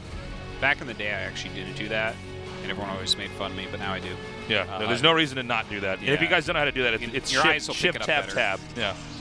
Shift, tab, tab, switches all colors. So, like, all your stuff is now teal and all their stuff is now red. Yeah, it's not good so for 2v2 I only do a single stuff. shift tab. I do a So wait, single what does shift a tab, single shift tab Single do? shift tab, and you can rotate through, but single shift tab just makes the mini-map colors change to green and red. Oh, so but you don't do the shift tab. You don't like your actual physical units to be green and your actual opponent's army and building to be red? If the colors are off-putting to me, I will shift tab. But otherwise, I just do a single shift tab. Ardo, yeah, you got to do the shift tab, my friend. Did you know that seeing the color red makes you more aggressive and thus you're going to make more mistakes? Maybe for you as a Protoss player that makes sense. For me as a Terran, like a bull. not. Yeah. You got to do it, man. It's way better, shift tab. Now, just everything's always the same color. Why don't you just go play one of those Doto games? What do you play StarCraft map? for different colors? You crazy?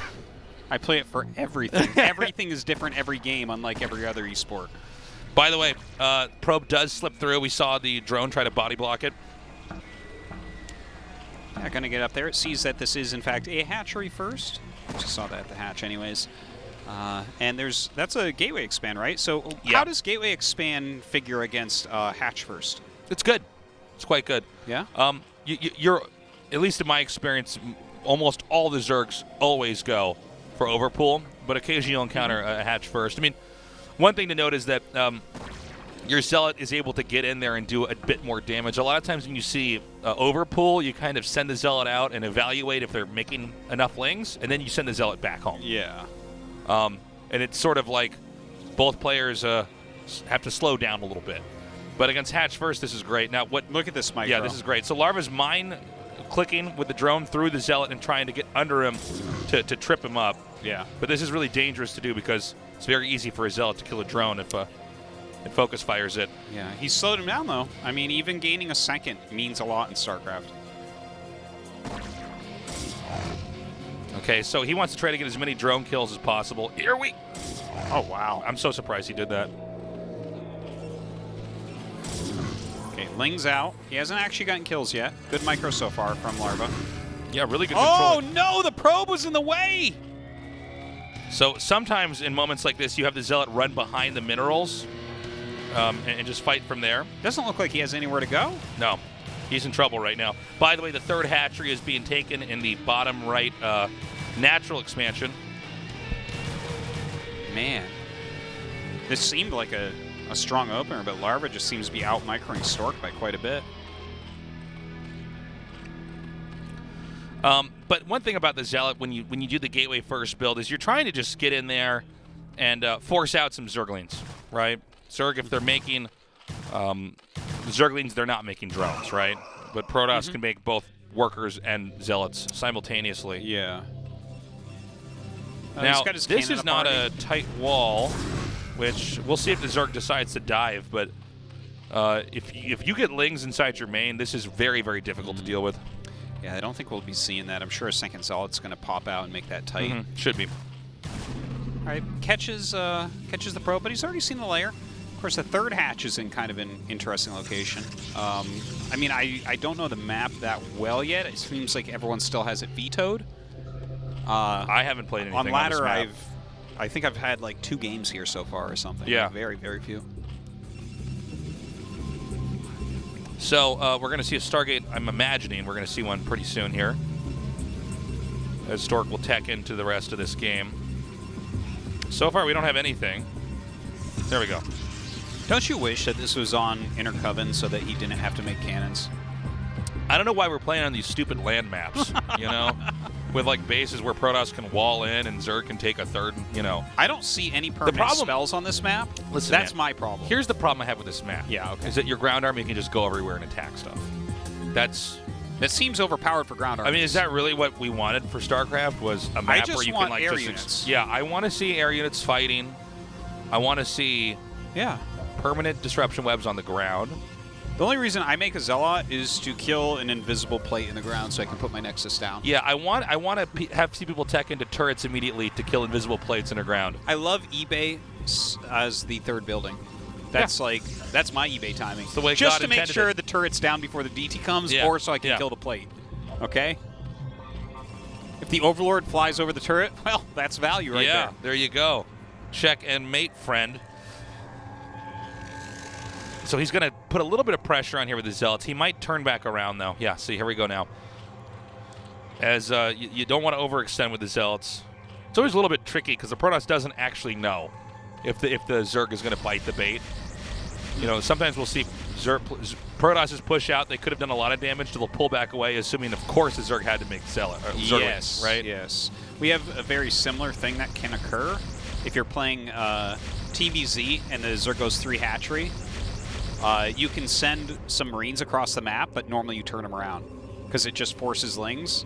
And occasionally you look at the replay and they didn't make Lings, and you turned around and you're like, what? I had 5 Marines there and you had 2 Lings. Like, you die if I go. So, again, a little bit more Zealot pressure here. We're seeing Corsairs come out more and more right now. I'm sorry, how many gates is there? Is there still just one? I think so. And there's a lot. No, I'm sorry. 2 gates. Yeah. There's a lot of Lings out right now, though. Right. One of the reasons why you see this second gate made in the natural is that sometimes they don't have an Overlord over there. Seeing when the other gates come down is how Zergs can really easily get a read on when you're going to have a big army or not. Okay. By the way, is he trying to plan to go for Muta here? I know that Larva, sometimes to his own detriment even, goes really heavily into Mutalist strategies against Protoss. Yeah. Oh, man, this is a really good block here. But I don't know if it's going to be enough. Oh, Stork. Whoa. The probes get there just in time. Oh, no. Getting probes to actually do what you want them to do in moments like this is so frustrating. But he actually does it. Yeah, he holds he beautifully. actually pulled it off. Oh, my God. And that's a lot of Zealots going across the map. Okay, dive on top of this cannon, and now you can try to hit these Templars. And this is where things can get out of control here for the Protoss. Yeah, this is not looking too hot, but he does have legs now. There's a lot of Zealots on the map. Ooh, a Zealot going to save that Archon as well, and he actually cleans up the Lings with his probes. That is a really good SimCity, though. Yeah. Oh, no. Oh, man, losing this is so bad. No. It's so much gas. Okay, it looks like he'll barely save it. Oh, my God. Oh! That's too bad. You know, Archons are among the easiest things to micro. They are so responsive. Unlike most of the other Protoss units, they just skate around wherever you need them to go. That's nice. They do float. Don't forget. They're one Yeah, of the they hover. floating units in the game. Yes, they do. There are only Workers, Vultures, and Archons float.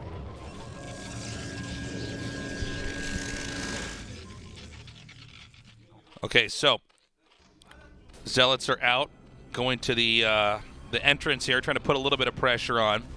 Larva's going for a very specific turtling style. So Larva, He's hold very on. good at that style. Hold on. I was about man. to say that you can drone drill and block this off if you do it right, and there's just not really that much the Zealots can do. but it looks like push has come to shove here, and Stork is going to try to just force his way through. God, that drone drill was awesome. It really bought a lot of time, but the drones are all going down. Well, his targeting on top of those drones really helped out, and now he's just inside the main. These are +1 attack speed lots, Artosis. He can go right on top of the Spire and kill up all these drones. Oh, this is so painful to lose that Spire right now as well. So whenever you're doing the turtley style for Zerg, you just cannot ever let them get in, right? Because Protoss have to rely on melee units early on. If you just make it really, really tough for them to get in, you can tech into whatever you want. And the Protoss has to play by your rules. But in this case, he got that. He got the spawning pool. Now, I imagine there's still a lot of Lings that are going to be coming out here, but this is so much damage. Yeah, it really feels absurdly strong what he's done here so far. But let me back it up a second, right? Because Larva does have 4 bases, and like, is he going to be able to hold here and actually recover because of that? Well, okay, he lost his Spire. There's a lot of Dragoons coming out here now. And if we see this many Dragoons like this, he wants to win with a push. Yeah. And so he already killed up the Spire, which means he's not worried about Mutas coming in and attacking him. He just needs to get some Zealots and some Dragoons. And I think, especially because I don't think there's Lurkers out. I might be wrong. I don't see any. I think if he has Lurkers, then maybe he can hold on here. But that is a lot of Dragoons. Yeah. And the idea here is you just stay out. The Lings are they're plentiful, but it's not probably going to be enough. So we need to see Lurkers coming. I don't know if it's upgraded. We have no idea. Oh, there it is. Zerg Lurker. Yeah, so maybe that's going to do something. I didn't see a Robo. Is there one? I have no idea. So if he just goes Lurker defense here, like, yeah, he'll lose this hatchery. Maybe he'll lose a few units here and there, but with the Lurkers, you can't break him yet. Oh, there it is. Yeah, oh, man, that's going to be a long time coming. Is he going to try to bust against Lurkers? He's just going to try to run through and probably just run right into the main here. Okay, well, those drones have to come up and block this. Right. And look at that. His spawning pool is not even ready yet because he just has creeps sitting here. Oh, no. Oh, that's a good point. Yeah, spawning pool's not even out. Okay, look at this, actually. As his Zealots leave, the Lings come in. Oh, but the Lings actually on a move command here. Okay, he's just going to try to break in.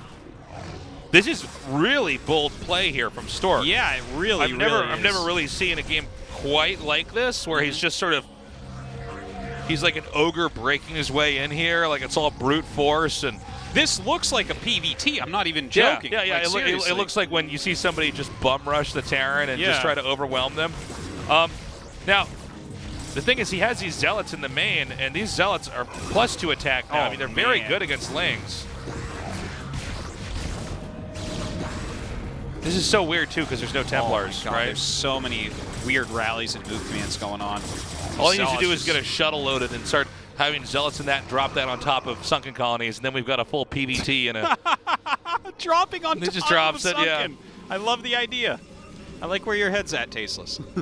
So, right now, one thing to remember when you see these games where the Zerg's going for the turtle play is that if you kill off the main, you can usually win.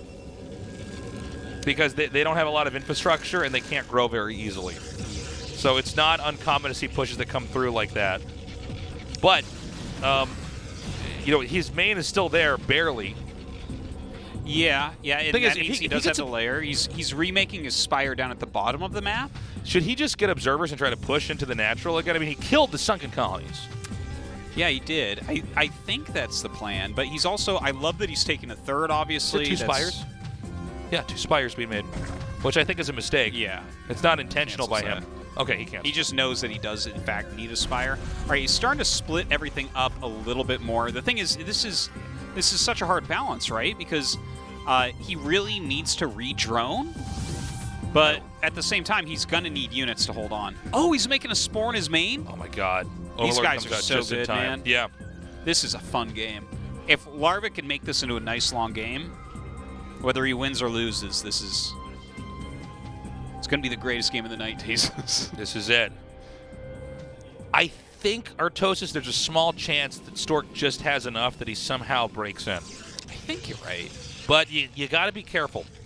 When you're trying to push, this is actually, I think, one of the harder things to pull off is to push through when there's Lurkers and Spores. It's just like really, really difficult to, because if you lose the observer, you just don't get to go in, right? And it's very easy to snipe the observer. Yeah, that's true. You can try side storming some spots. You have to have very good control of your army. Oh God, side storm drop into the natural. Here we go. Great play here, and he. Ooh, that was a really good one. Yeah, got a lot of drones there. Yeah, 5 kills on that one. Okay, and as this is happening here, oh man, now these lurkers are really well placed. Yeah, they Keep are. an eye on that observer though. Very good side storm down there at the bottom. The lurker's getting a ton of damage. He lost the observer. Oh my God. Yeah, see now. Oh and then my he just God. loses the I fight. didn't even see that. Yeah. I was like, why is he turning around? Yeah, no, I feel like you already committed here. This is the thing though. When you're trying to break in there, a lot of times Zergs will win games just because the Protoss ends up, just driving right into the defenses. Yeah. Noni told me once upon a time the hardest thing is trying to keep an observer alive against a spore. Yes. Which is kind of a funny thing because it's like the SAG building, so it's like, well, is it that hard? And the thing is, you see pros all the time lose it to the... No, I find that to be the most difficult thing, or one of the most difficult things in the game. It's just like, you're having to do so many things, and Dragoons are already buggy, and you're already having to move so quickly because you're trying to push.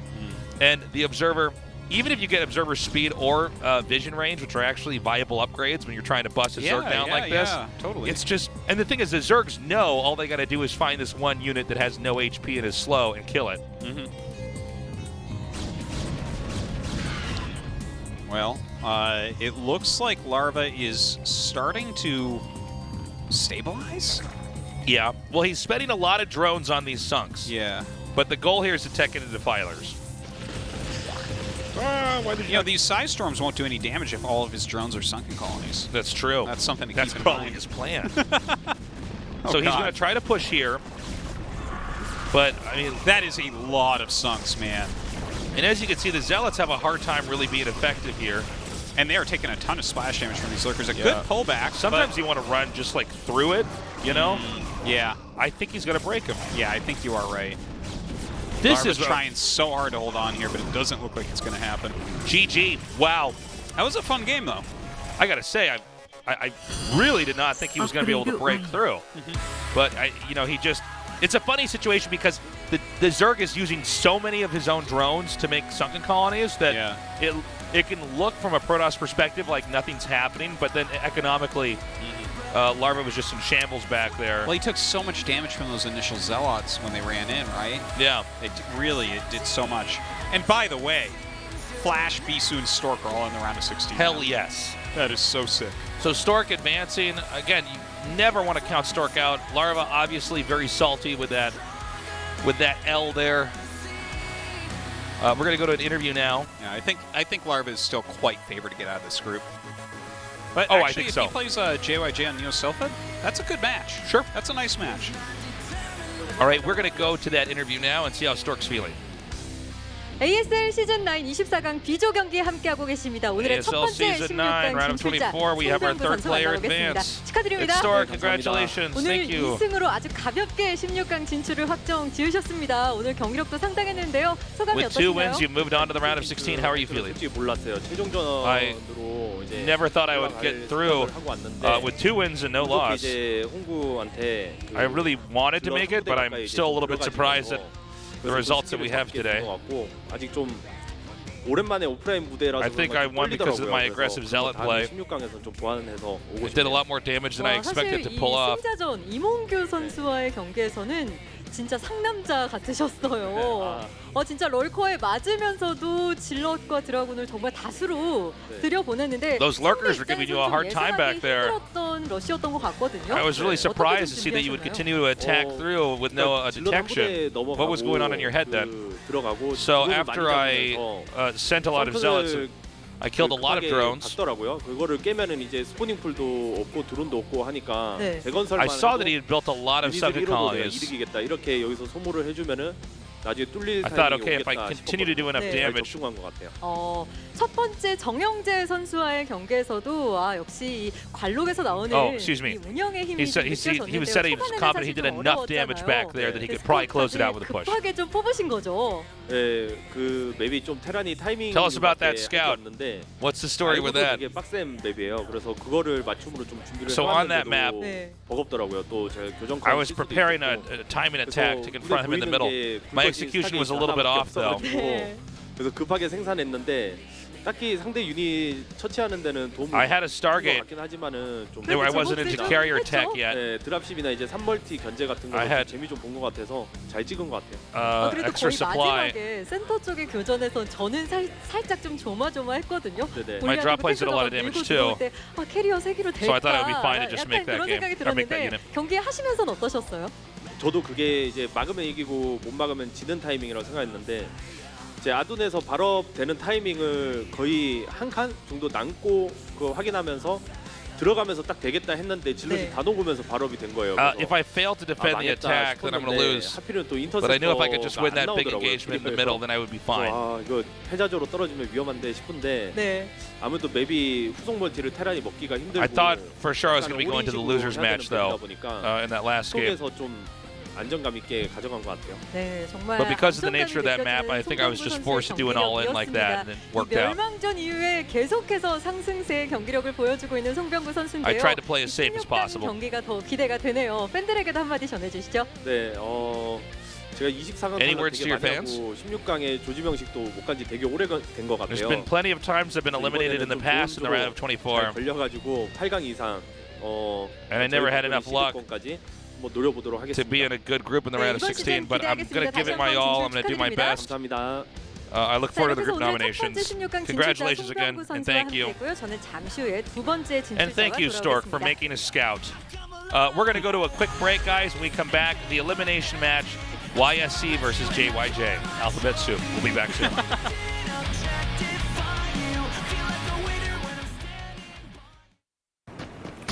울트라 기어로 부드럽게 이긴다.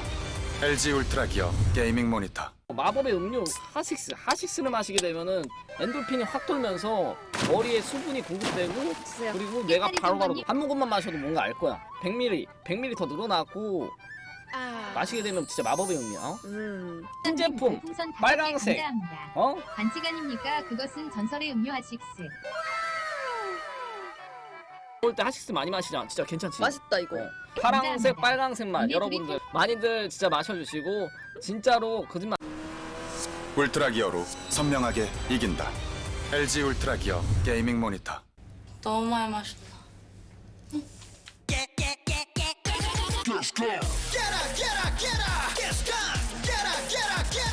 청정제주 숙취비법과 탄산의 만남. 숙취엔 가스강. 울트라 기어로 선명하게 이긴다. LG 울트라 기어 게이밍 모니터.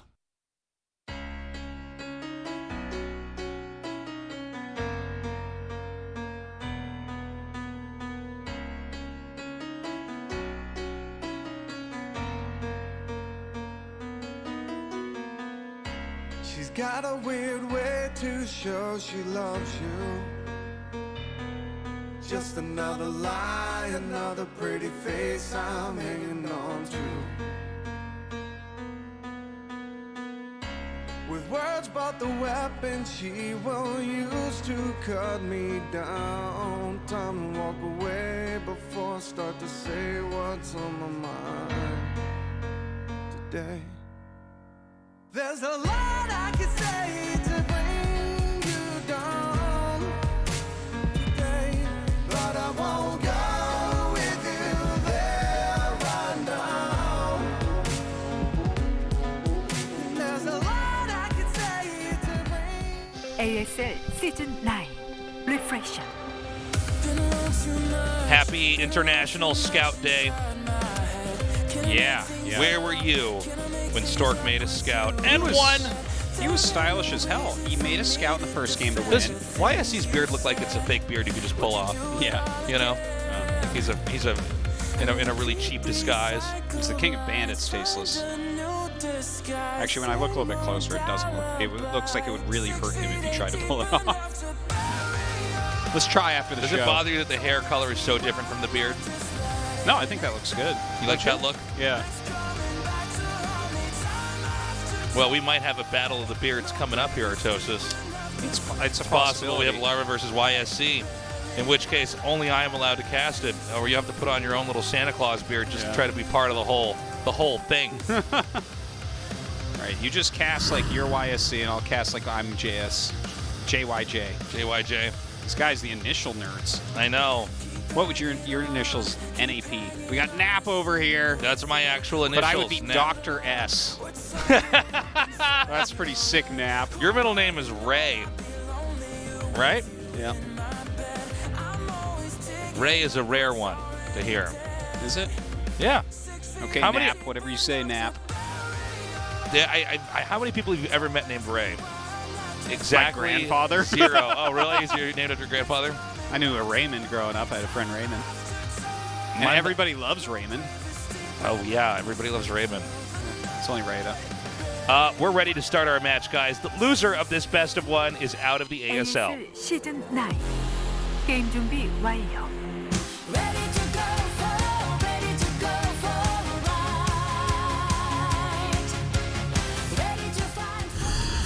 에스컬레이드에서 게임을 시작합니다. JYJ was not even in the game. Eh. All right. Hello. Now you see how we sit. Yeah. Now you know that I lied out when I cast. It just hit me when you said whoever loses this best of one is out of the ASL. Yeah. You can go to 3 different qualifier sets. Seoul, and then Gwangju is our second one this time, and then Busan. Mm-hmm. And you play best of 3s through brackets, right? So you have all these chances to qualify with best of 3s. Right. And then you come to here to ASL, and then it's play a like, best if you of one lose on a 2 map, then maps, we're sending you home. That's it. Yeah, it's true. It's weird. It's rough. Yeah. We're in the game. Cross spawns. YSC in the upper right. Our Terran player JYJ in the bottom left. YSC is a very strong PvT player. What does YSC stand for? It's his name. Oh, okay. And JYJ stands for his name. Because I know with JYP, that's the name of a K-pop talent agency. Really? Mm-hmm. It's also, I believe, initials for his name. Is it? Yeah. But you know, JYP was on like Korea's Got Talent or whatever. He was a contestant there where he was singing. Yeah, he's a great singer. So I thought he sings at every esports wedding. It's so funny. Yeah, that's true. We've been to plenty of weddings where there he is, singing away. So we got a pylon coming down now as the game starts up here. This is again a more normal map, so we're going to see more of the StarCraft that Artosis and I know how to cast. We won't be confused when we see an eBay come down and think, well, why would he make that? Well, imagine if he does it here. I'm going to be like, there must be something we don't understand. Yeah, there must be something cloaked in the ground he needs to kill. But yeah, okay, so this should be fun. Yeah, they're in positions where you can't really kill each other very quickly. I mentioned this in the previous time that we cast this on Sunday. The rush distance in cross spawns is 40 seconds, which is really, really long for people who don't quite understand. It's 4 seconds longer than Fighting Spirit. And already you know, if you play a lot of StarCraft or watch a lot of StarCraft, if they're cross spawns, you won't see many early attacks because you kind of just the travel naturally distance go into is a too macro great. game. Yeah, much more easily into a macro game. So Nexus first here for YSC, and in cross spawns on any map, and especially this map that is not punishable. Right. But it is a gasless expand from JYJ, so he won't really be that far behind. These are fun games to cast because both players are racing to get ahead here. And so I'm really excited to see how YSC is going to try to handle this, because a lot of times Nexus first, some of the responses from Terran are to try to win really fast with a push, which is very handleable here for the Protoss. But this time around, it's not the case. They're both racing up economically. Yeah, and I think that this is obviously a little bit better for YSC. You know, he's going to get his tech out a reasonable amount quicker, and this is actually taking JYJ a long time to scout it, but that's okay. It doesn't really change all that much with his build. Okay, so immediately YSC is going to see what's happening. I'm curious when the third Nexus is supposed to be made when you see something like this. Like, if you're a Terran player and you're doing this, and then you see what they're doing, if they make a third Nexus right away, are you scared, or is that a bad move? Because this type of a game, this type of game? Yeah, I'm not. I don't really understand PvT with these two builds interacting. Yeah. So the standard for a gasless expand is to go into 2 factories quickly. Most of the time, what you do is you get siege mode in 1 tank, and then you just make mass vultures. So the tank, along with the bunker, pushes the Dragoons away, and then you slip out your vultures. So something like that would be very good against a third Nexus. Right. So I wouldn't expect for YSC to take a third Nexus quickly.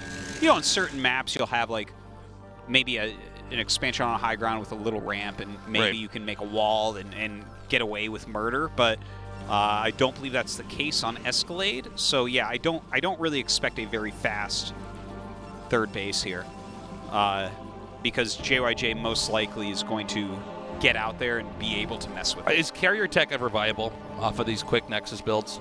Yeah, it's like viable. This map doesn't look good for it. I haven't seen a ton of games on the map yet. Right. But it seems a little bit too wide open for something like that. I think it's much more likely going to be an Arbiter map. Oh, this is hilarious. The SCV hold position on the ramp and bring the Marines up and kill. He only got 1 probe, but lost mining time as well. It's fine. I don't know if that's actually worth it, but yeah. The Marines are always, they can be handy later on in pushes. It's funny because you need to have a few Marines just so that you can get into factory tech. But one funny thing about Marines in these pushes is that it takes 4 Dragoon shots to kill a Marine. Yeah. Which it's like, yeah, obviously the Dragoon is much better than the Marine. But if you have tanks and vultures behind that Marine, think about it like this. It takes 8 Dragoon shots to kill a tank. And Dragoons don't fire that fast. So a lot of times saving them for the push, it gives you just enough time for a few more siege tank splash damage shots to get off. Sure. For very quick pushes, a group of Marines is very helpful for the push. And it normally will determine whether or not you're actually going to be able to get across the map with goons microing against you. This is so funny that probe is still alive. Wow. That thing lasted forever.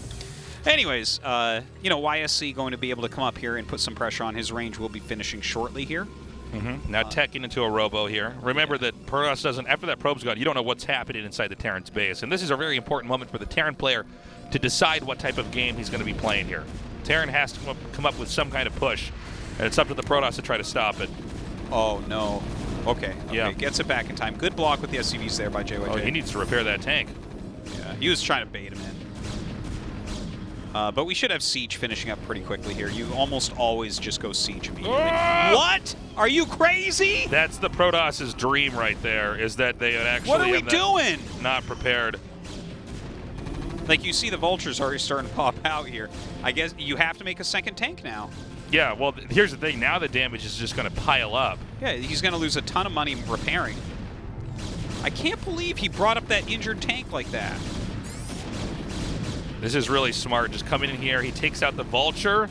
And now you know for sure that upgrade is Siege mode. So now he just, like, he has Siege mode and no tank. He needs to get a 4th SCV. There he goes. Oh, my God. Vulture speed's done. Oh, is it?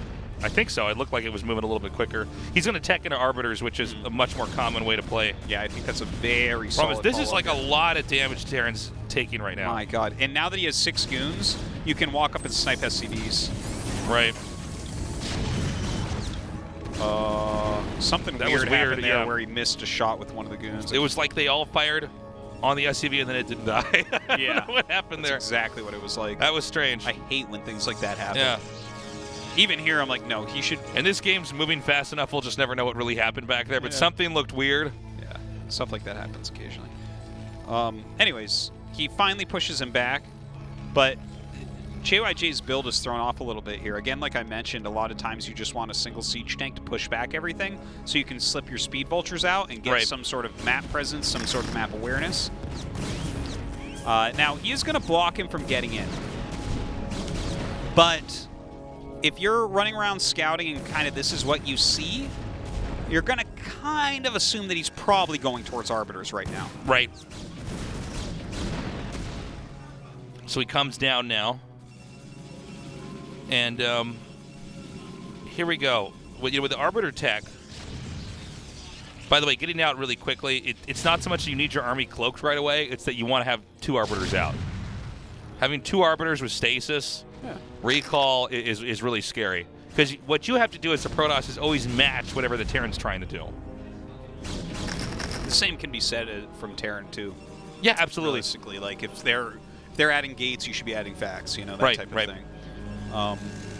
There's kind of like a funny mirroring that is correct in this matchup. There's a real build order dance both sides are doing, and they have to be following each other very well.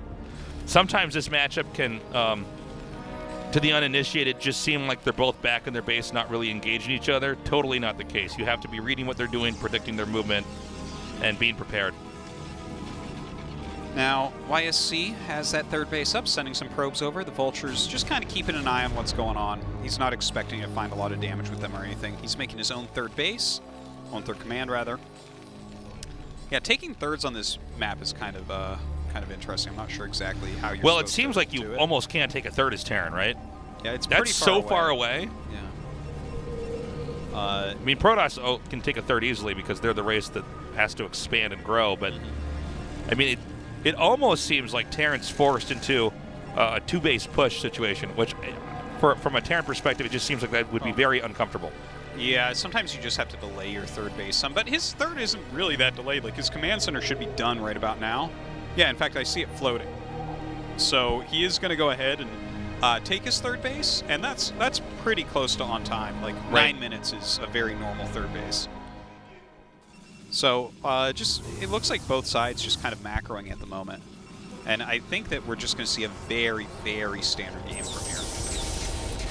I got confused for a second. I didn't realize he was transferring. I'm like, what is this, Marine King Prime playing StarCraft 1? He's going to send his SCVs with us? Oh, man. So, we have Terran slowly pushing out here. Doesn't look like Protoss is going to bite. We probably won't see Protoss do anything as far as engaging goes until he's maxed out. Yeah. He'll just comb the map and make sure there's no spider mines anywhere. There's absolutely no timings. It's an unpunished Nexus first. Right. Where he actually got lightly punished by the Dragoons. So yeah, there is absolutely nothing until at least 2-1 in max. Well, we're saying that, but now I feel like he's going to try to come in here, but this should work. Oh, you're talking about Protoss? I was talking about Terran. Okay. No, Protoss can kind of do, like, several different things here, I think, right? Because he has Arbiters. So. I think I'm right now I'm just exposing the problem with the way I play this matchup. I'm like, well, there's nothing you can do. You got to stay back. Yeah, that's like what I do. Protoss is in complete control right now. It doesn't mean that Terran's dead or anything, but yeah, Protoss can kind of just run around and do things. Is he going to get that depot? Yeah. I don't think he's going to push it much further than this. Yeah. That's the never-before-seen Arbiter 7 Dragoon shuttle attack time. Yeah, very, very weird. Look at the amount of Zealots he has. Jeez. Yeah, and if you guys hadn't noticed, this is where the Protoss' supply spikes up. It gets really high.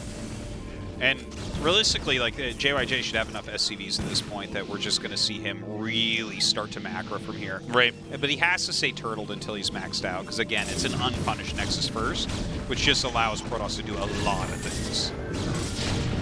Oh, boy. Okay, that was an interesting stasis there, because this also acts as a wall. Yeah. Probably would have been better to stasis the 2 tanks above this. The SCV pull doing real work right there, slowing this down. He's got to target goons with these tanks. It's very important. He's just kind of helping him kill his own tanks here. Yeah, and now he's going to be able to get in here. And, you know, Terran cannot afford to lose the third. Not every game can end like this, but if there it is. Yeah. GG. Yeah. Wow. Yeah, it's a little bit tough. Like, I'm not sure about this map yet and how to take third bases correctly. But positionally and strategically, I feel like YSC played basically a perfect game. I agree. Like, he did a great opener for the map. It has long rush distances. He did a great follow-up, like, just carefully went into Arbiters while taking a third base, especially after what he scouted. He punished the weird tank movement of JYJ. And then, you know, it's hard. Like, Protoss is going to max way before you. But you do need to take the third base, because there's no real 2-base attack timing on this map in these positions with these build openers. It doesn't really exist. I can't think of any. There wasn't a window for him to do damage. You know what I mean? Right. Well, I mean, when those 2 build orders interact like that, I think Protoss is pretty comfortable. And also the shape of this map, again, hard to take a third. Yeah. It's like, well, if you're both going into macro play, you might have to step up the macro even more, but then you can't because third base is that far away. We're going to go to a break, guys, and we come back. The final match, Larva vs. YSC, Beard Battle.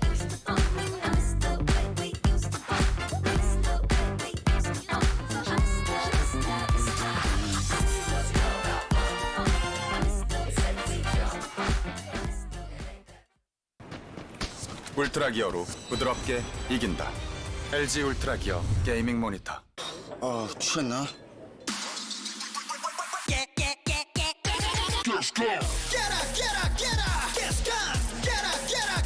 청정제주 숙취비법과 탄산의 만남. 숙취엔 가스강. 아벨은 까서 먹으라고 했는데 우리 아빠는 맨날 까먹어요.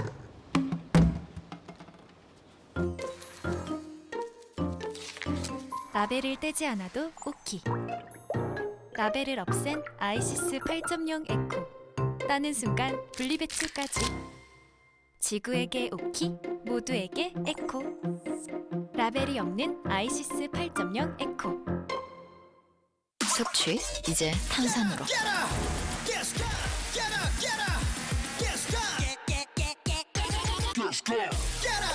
청정제주 숙취비법과 탄산의 만남.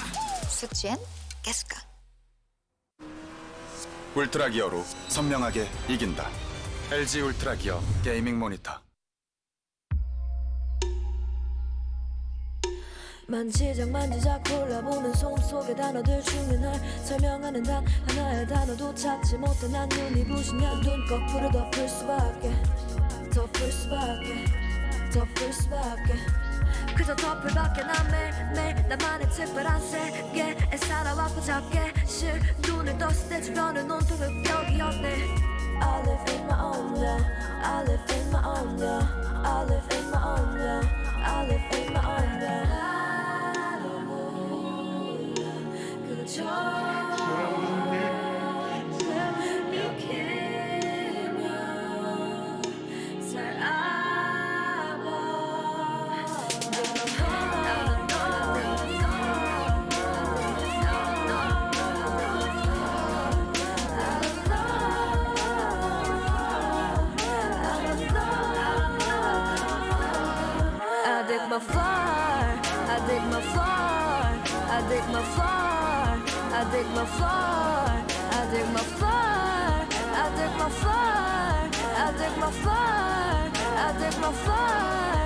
난 나만의 흐름 속에 사는 걸 매일 끌어안고 또 매일 깎이며 사는 걸 난 나를 말할 수조차도 없는데 널 알려드네 But now I know I can't even imagine you 난 속삭이지 못하는 걸 그저 외치고 나서는 뿐인 걸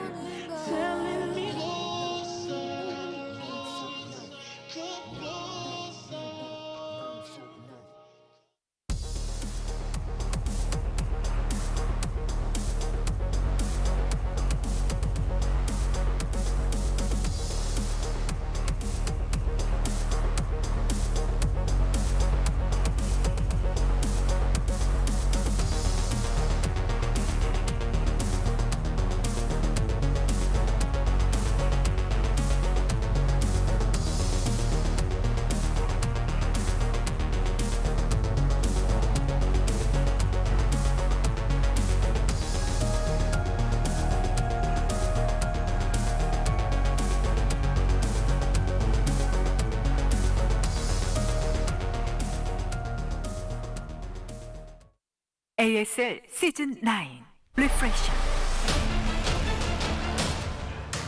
Ready your beard. He's got his on. And of course, we have an even bigger beard on the other side. I'm here. Artosis, yes. You're my beard. That's your role here. Thank you.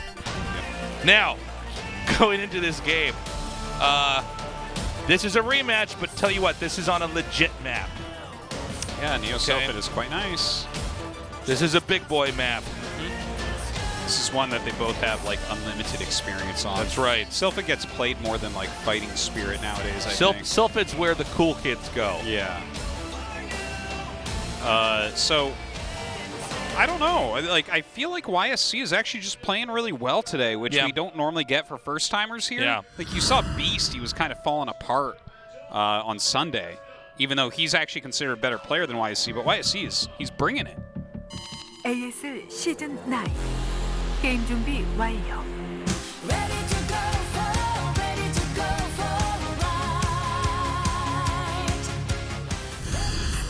네오실 PD에서 게임을 시작합니다.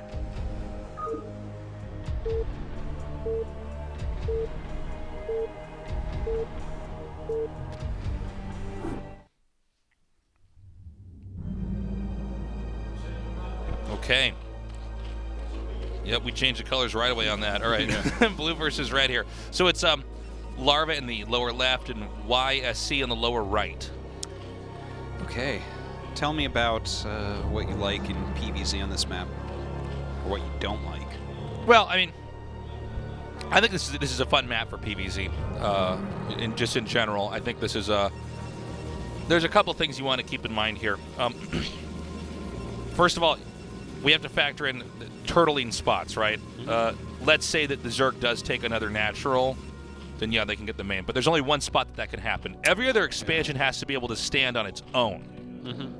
Well, those ramped ones are very easy to defend for Zerg. Yes, very. Those are basically, in a PvZ, those are the best bases. Yeah, I would As imagine. standalones, it's one of the reasons why Fighting Spirit, Protosses have a very hard time. Once Zerg gets sunken colonies and lurkers and spores onto those little high ground spots, sometimes you might as well just count it as theirs and try to attack somewhere else. It's very hard to get Archons and Zealots up into anything, since drone drilling is such a strong thing now. There are bases that are not as easy, like the mineral only, the third that's kind of out there. But it's definitely a map where Zerg can be quite strong. But I think Protoss have a lot of pushable options here. I think, compared to some other maps, I think Protoss can realistically win with a push, for sure. Okay.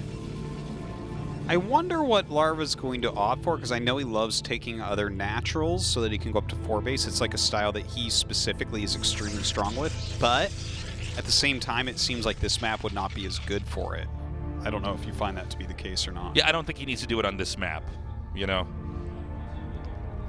I think a lot of good Zergs just want to try to win with Mass Hydra, maybe going into Muta. Larva is more known. This is one tick in his play.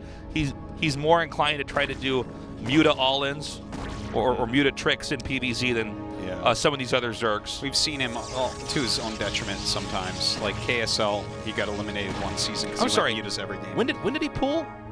I think it's a 9 pull. I actually wasn't watching. I was looking at you, but it is a pretty quick pull, and he's had to go double cannon. Yeah, because I wasn't watching. I thought it was going to be an overpull, and then I was like, whoa. So, yeah, it's very important the Protoss executes the opening for this perfectly. Yeah, quite flawlessly. Yeah, if you make any mistake anywhere. And here's the thing, man. This is actually close enough. I think he might just... Okay, I'm actually a little bit surprised by that. I thought he was going to run into the main.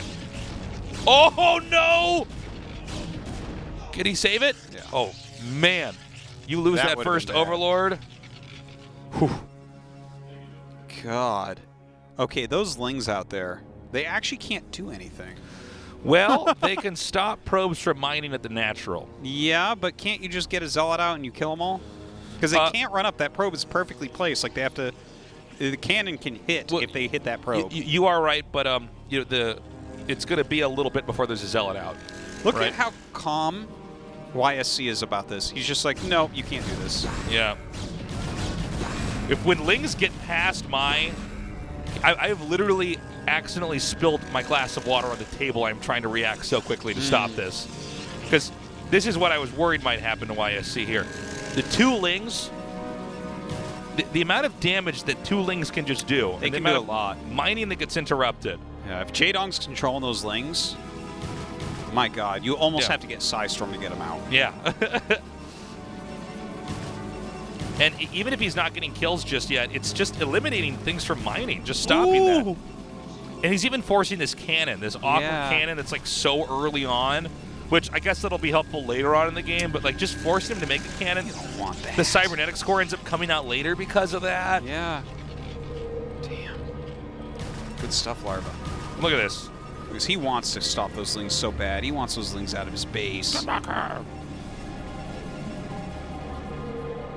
Okay, so he's got mining over there at the natural. I gotta say, though, I'm still very impressed by YSC as a newcomer to this level of tournament. Because I feel like, even though, like, for instance, these lings are in here, I feel like I'm watching a player just play calmly. You know, he's still playing well. He doesn't seem to be phased at all. Some things went wrong, right? The two lings got in. They've done a little bit of harassment stuff, but he's just like, he's playing his game, which is really cool to see. Like the way Beast was playing yesterday, he would have lost like 9 probes to this if he was a Protoss, right? Really interesting opener though from Larva to just immediately come out with a bunch of lings. You know, a lot of times very seasoned pros like to put pressure on less seasoned players because it breaks them a lot of the time. Yeah, just get that initiate off right away. Yeah. Okay, you got rid of both the lings now, as we see. Larva did take that ramped expansion, which is so easy to hold. Okay. The 2 Zealots are going to come out here for pressure. We don't know exactly what Zerg's going to do just yet, but... Yeah, the Spire's on the way, and like you said, Larva does like his Mutalisks in this matchup. But sometimes you just get the Spire and you're there just to get the Scourge to take out the Corsair. That's why that first Corsair scout, it's really important to get a read on what's happening.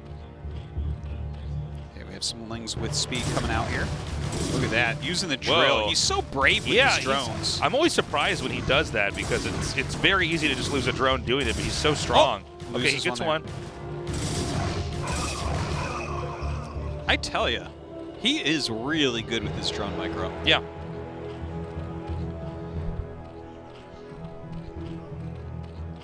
Okay, another Zealot coming up here into the natural. This is all to slow down mining. But look at Larva, he's so patient. He doesn't even pull all the drones, he just pulls the one that's going to be attacked. Oh, gonna lose that one. Great play, and then you just run behind here because it's just hard for the lings to even get a good engagement off.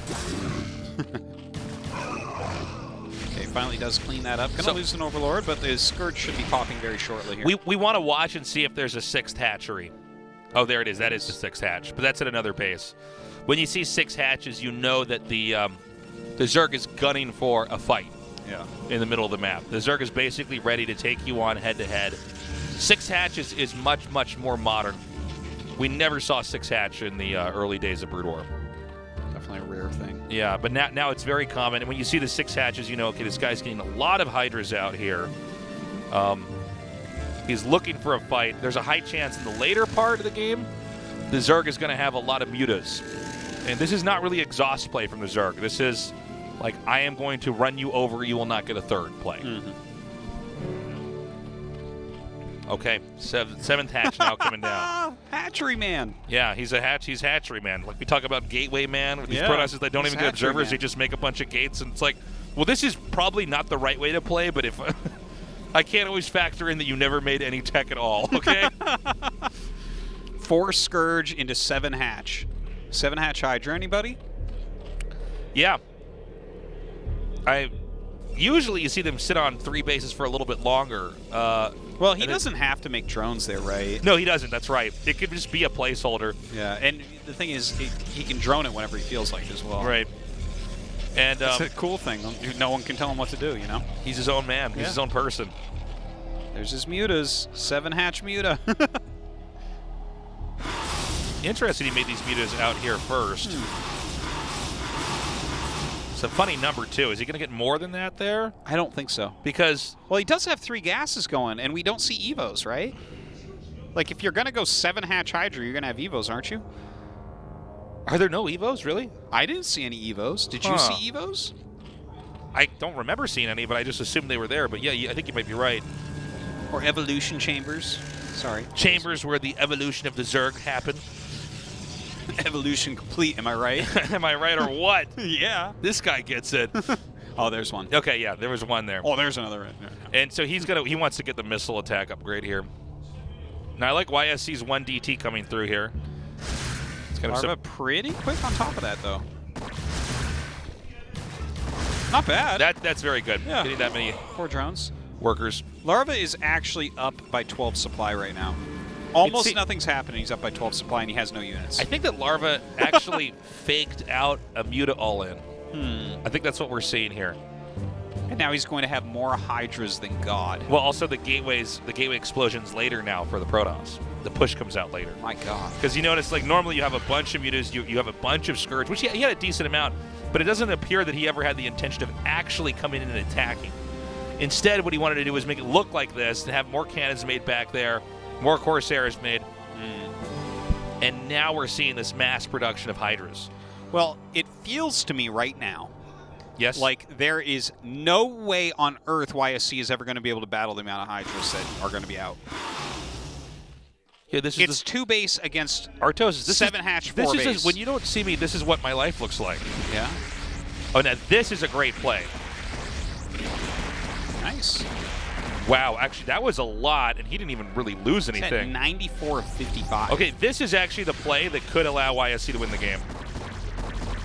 That's a lot of Scourge coming up. Okay, let's see what these Corsairs can do. Is there a micro trick for these?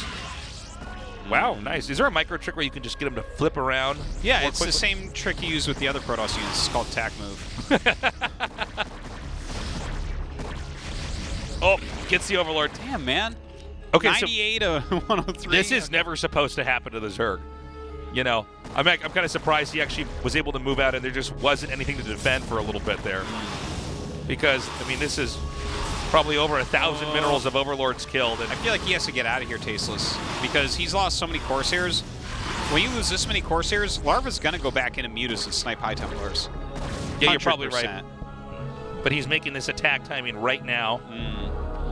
Now again, if Zerg turtles correctly, it's very hard to get the Zealots in there, but it looks like a rally point is positioned outside the base. And look, now there are those Mutas, and suddenly it's like there's nothing you can do. I think YSC is just probably going to lose. Yeah. It's one of those moments where they just dodge your storms and you lose your Templars. He's spent a few too many of his Corsairs here. He was getting damage happy. Yeah, and I think now with just the sheer amount of production that Larva has. Like, he killed a bunch of the units, but that doesn't matter because there's a million drones. One thing that's different from a lot of these other pushes in different matchups, like the Terran against the Protoss, they can stay back and get this crazy amount of upgrades and have a tough army. Protoss have to do something a little bit more quickly. And look, now the game is not always over if the first attack fails from the Protoss. It can look like it, but we have seen people mass up and make more, but it's like really hard to actually get out here, especially because of the way that the Zergs play. And the Zerg is intending to win the game in this point right here with the Hydra Muta balance. Well, there's like, I don't see what YSC can do right here, right? He's trying to use Storm, he's trying to use Corsairs to reduce these Mutas once again. But just the amount of drones, how is he only 111 supply if he has 125 drones? That's what I want to know, right? Well, Zerg is about to get... What's funny is Zerg is usually about 20 supply behind for a while, and things are still even. When you see the Zerg get ahead of the Protoss by 30 supply, which is what we have here... This is all matchups. If Zerg is ahead in supply, they're winning. Yeah, they are winning. Yeah. They're supposed to be quite lower supply. Yeah, it's why you don't normally see Zergs max out. Yeah, max out Zerg is pretty scary. Yeah. All right, this DT going to try to slip out right now. Larva sees all, though. That's what those glasses are for. You can look at his head right now, how he's like zipping around, Larva. Yeah, well, he's in the spot he wants to be, right? Protoss is cowering in 2 bases. The Mutas are doing damage. The Corsair count's still being rebuilt. He wants to bait out Psystorms. He wants to snipe anything he can. You know, Dragoons, these are total headache to try to get anywhere to fight Mutas. And then when they get there, the Mutas just leave, you know? Or they don't leave because the goons can't hit them anyways. Yeah. Oh, man, the amount of damage being done. I feel like these Dragoons should have been firing a little bit more. Yeah, felt that way. YSC has taken so much damage here. There's a Hive up. He's going to have Adrenal upgrades. He has the 3 Evo chambers, so he's going for 3-3-3 here. Yeah, and we're going up to 9 hatches or 10 hatches now. Yeah. Well, I feel like the Zerg is at a point in time where it's probably unwinnable, but let's see how this attack goes. Yeah, I think that this is the only time he has any chance to do anything. You're definitely not just going to take a third after this attack. You have to go across the map and do serious damage. And when we get to this lurker play, this is where a lot of times the Protoss army just melts in the middle of the map. You just have enough lurkers. Look how many links he has. Okay, here we go. Just look at that mini-map. You're going to see waves and waves of units coming down in a minute here. He's just trying to snipe Templars if he can. This is what's funny about this. There's so many units, you can't even get control groups set up to try to maneuver them. Just have to get very good at attack moving. All right, here we go. Larva's starting to send absolutely everything. YSC trying to micro out of here. Throws down that Psy Storm. The lurkers to the north with these hires just push him down further. And Larva has not even sent his whole army yet. His supply is double YSC's. So, this is just sad to watch. Protoss is going to try to push out, but this should be something he can't break through, right? It's not going to be a matter of Psy Storm or control. This is a game of numbers here. And again, there's no third base in sight. That is a lot of lings right now, and here they come. It looks like Larva is just going to swarm over everything. The storms go down. Some good storms, no doubt. But YSC with nothing to back this up with. That is it. Wow, Larva dominating there. Wow. That was brutal. I will tell you, the better Larva player won there. smash. That was. They look like they are from different planets. Yeah. This looked like a very unfortunate placement match on the ladder. Yes. Where you go, oh, don't feel too bad. You're going to get in the rank you're supposed to be, and he was just much better than you. The thing is, I felt like YSC actually played pretty well today. Well, just that last game did not go his way. It was really smart how Larva approached it. He basically really effectively hid. He made it look like it was a Muta all-in, but he actually just, four Mutas, which is what he had at the start, that's not a amount that you get. Yeah. But 4 Mutas is enough to take a Protoss player like YSC to completely turtle, make another cannon, stay back, get your gateways out later. And Larva had a lot of smart moves where he kind of came in with a Scourge and moved back out, because you think you're getting all in with Mutas, and all you have to do is hold that off and you're going to win. And instead, it went into this crazy 7-hatch macro play. And by the time Protoss had figured out what was going on, the roots had already worked. ASL 시즌 9 24강 비조 경기 함께 하셨습니다. 오늘의 두 번째 16강 진출자 이몽규 선수 만나보겠습니다. We've just finished Group B. Our second player to advance is Larva. Congratulations. He says thank you. 멘탈적으로도 좀 잡기가 어려울 Was 것 not an easy 같은데 day for you 그래도 today. 이렇게 16강 진출 읽어내셨는데요. 소감부터 한 말씀 들어볼게요. It seems like you had a hard time today, but you did manage to make it out. How are you feeling now? 이길 거라고 생각은 했지만 이제 병구 형과의 이제 매치를 준비를 I thought I was going to win against YSC no matter what. 연습 때 똑같은 상황이 나왔는데 져가지고 I put a lot of prep into my builds. 멘탈적으로 많이 힘들었었어요. 연습 때도 같은 상황이 나왔었거든요. Particularly for the game against Stork, I really thought I had something very ready. 근데 이제 그래서 멘탈이 I've had 많이 the same situations actually in that game that I had in practice. 게임까지 져버리면 안 That really messed with my head. 최종전에서 또 It was hard for me to gather myself after that. 오히려 최종전에서는 구드론으로 시작해서 굉장히 자신감 있게. But I was just thinking to myself, no, I can't go out like this, so I gave my best to focus and just bring better results. 운영의 힘으로 승리하시긴 So 했지만 let's talk about the first game you had today. 당황하셨을 것 같아요. 워낙 좀 예상치 못한 In the early game, he 정찰이 seemed to be 와서 좀 당황도 하셨을 것 같거든요. 이노코브는 He's to be pretty aggressive. 가까이 준비를 했었는데 And he was doing a good job scouting you. 경험해보지 못한 He had some unexpected timings as well. 좀 초반에 되게 말렸는데 그래도 좀 침착하게 잘 Yeah, I don't have a lot of experience still on that map, so I was panicking, especially in the early game. But I just knew if I focus hard, things are going to get better. And so it did. 건강 관리부터 잘 해오셔야 할 것 같아요. 조지명식 전에. I wanted to say, yeah, please take care of yourself before the group selection. 내가 못한다고 해서 걸리는 게 아니고 정말 운이 나빠서 정말 걸리는 거라서 좀 당황스럽긴 한데 그래도 잘 치료받고 16강에 좋은 모습 not about my health, it's more about the luck. 팬들이 더 간절한 마음으로 이번 시즌 9에서 정말 높은 곳까지 가기를 응원할 것 같거든요. 팬들에게도 건강하게 돌아오겠다고 한마디 전해주시죠. 일단은 좀 I think a lot of fans have been supporting you. Is there anything you want to say to the people watching? 화도 많이 내고 재미있게 좀 방송을 했었던 것 같은데 아마 몇 달간은 조금 I know I've been upset 텐션 언성 자체를 좀 높이면 안 or had a 돼가지고 bad attitude. 있는데 게임 실력을 그때 확 because of the problems I've been having recently with my health. 각오까지 I think it's very important that I try to manage my temper. 경기 결과 보시죠. And I'm going to do my best to and think of better play for next time. Okay, so here's our results today. Look, it's the results we kind of thought we're going to have.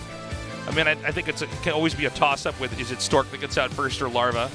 But today is a day that the veterans reaffirmed themselves. Absolutely the case. And YSC, again, I think he played a really nice game on Escalade. I even thought he had a pretty decent plan against Larva on game 1. Yeah. Even though it didn't work out. It felt like he played reasonably well there. So excited about his future, actually. Yeah. I like his style overall. And he really seems to have a firm understanding, at least, of PvT. Yes. Yeah, that was a really good PvT. Larva really showing some exploits here in ZVP. Very, very tough. You get faked out like that, and you are zoned out of a push. You know, that's why sometimes these early games we see where it doesn't seem like there's a lot going on, that's almost the entire game right there. So, next week, we will have Group C and Group D. That's Sunday and Tuesday, 7 p.m. KST. Yeah. Be there or else. 5 Terrans playing next week. Which one is going to make it out? I can't wait to see. That's a good question. I'm very excited to see Soulkey playing again, by the way. It's going to be cool to see Firebat Hero here. Yeah, that's really cool. He's always a fan favorite. I know he's been doing a lot of casting. And Brain, the ACS champion. Right. He's looking quite strong at the moment. Yeah, these are going to be 2 very fun days. It'll be interesting to see how 4GG does as well. Yeah, I feel like that group doesn't look super good for him. I don't know if he can make it out. Well, also with these maps too, are pretty nasty. We're also going to have a TVT on 2 of them. Coven or Coven. Intercoven. So that'll be interesting. Yeah. I don't know what any of this is going to end up looking like, but I am excited. Boom. Yay. I am excited too, Artosis. All right. Guys, thank you for joining us. We missed you guys. We had a long period of no casts, or almost no casts. I guess we squeezed 1 or 2 in there. But the StarCraft season is finally starting up. We're going to have GSL coming up soon as well. And it's good. It's good to be back casting. Indeed. You know. Yeah, spread the word that ASL is back. You know, please. This is such a great tournament, and I think it doesn't get the love that it deserves. Otherwise, we'd have over 6 billion people watching live. At least, yes. Minimum. Because most people should be on more than one device, so like probably, like 12 billion watching. You can watch this in something else. That's not uncommon, right? It's like a phone and, the TV as well. That's right. And I don't know when the studio is going to be open, by the way. I know a lot of people have been asking us, can we come down, can we watch? Not with coronavirus, not yet. When we do know that you can come, we'll let you know on Twitter. That's all the time we have. We love you guys. Bye-bye. ASL Season 9 Refresh. There's a great big bad black hole in your heart, and it keeps swallowing me up. There's a great big bad black hole in your heart, and it keeps swallowing me up. Take me like a pill, take me like a pill. No one ever will feel the black hole in your heart. Who we are, who will we be?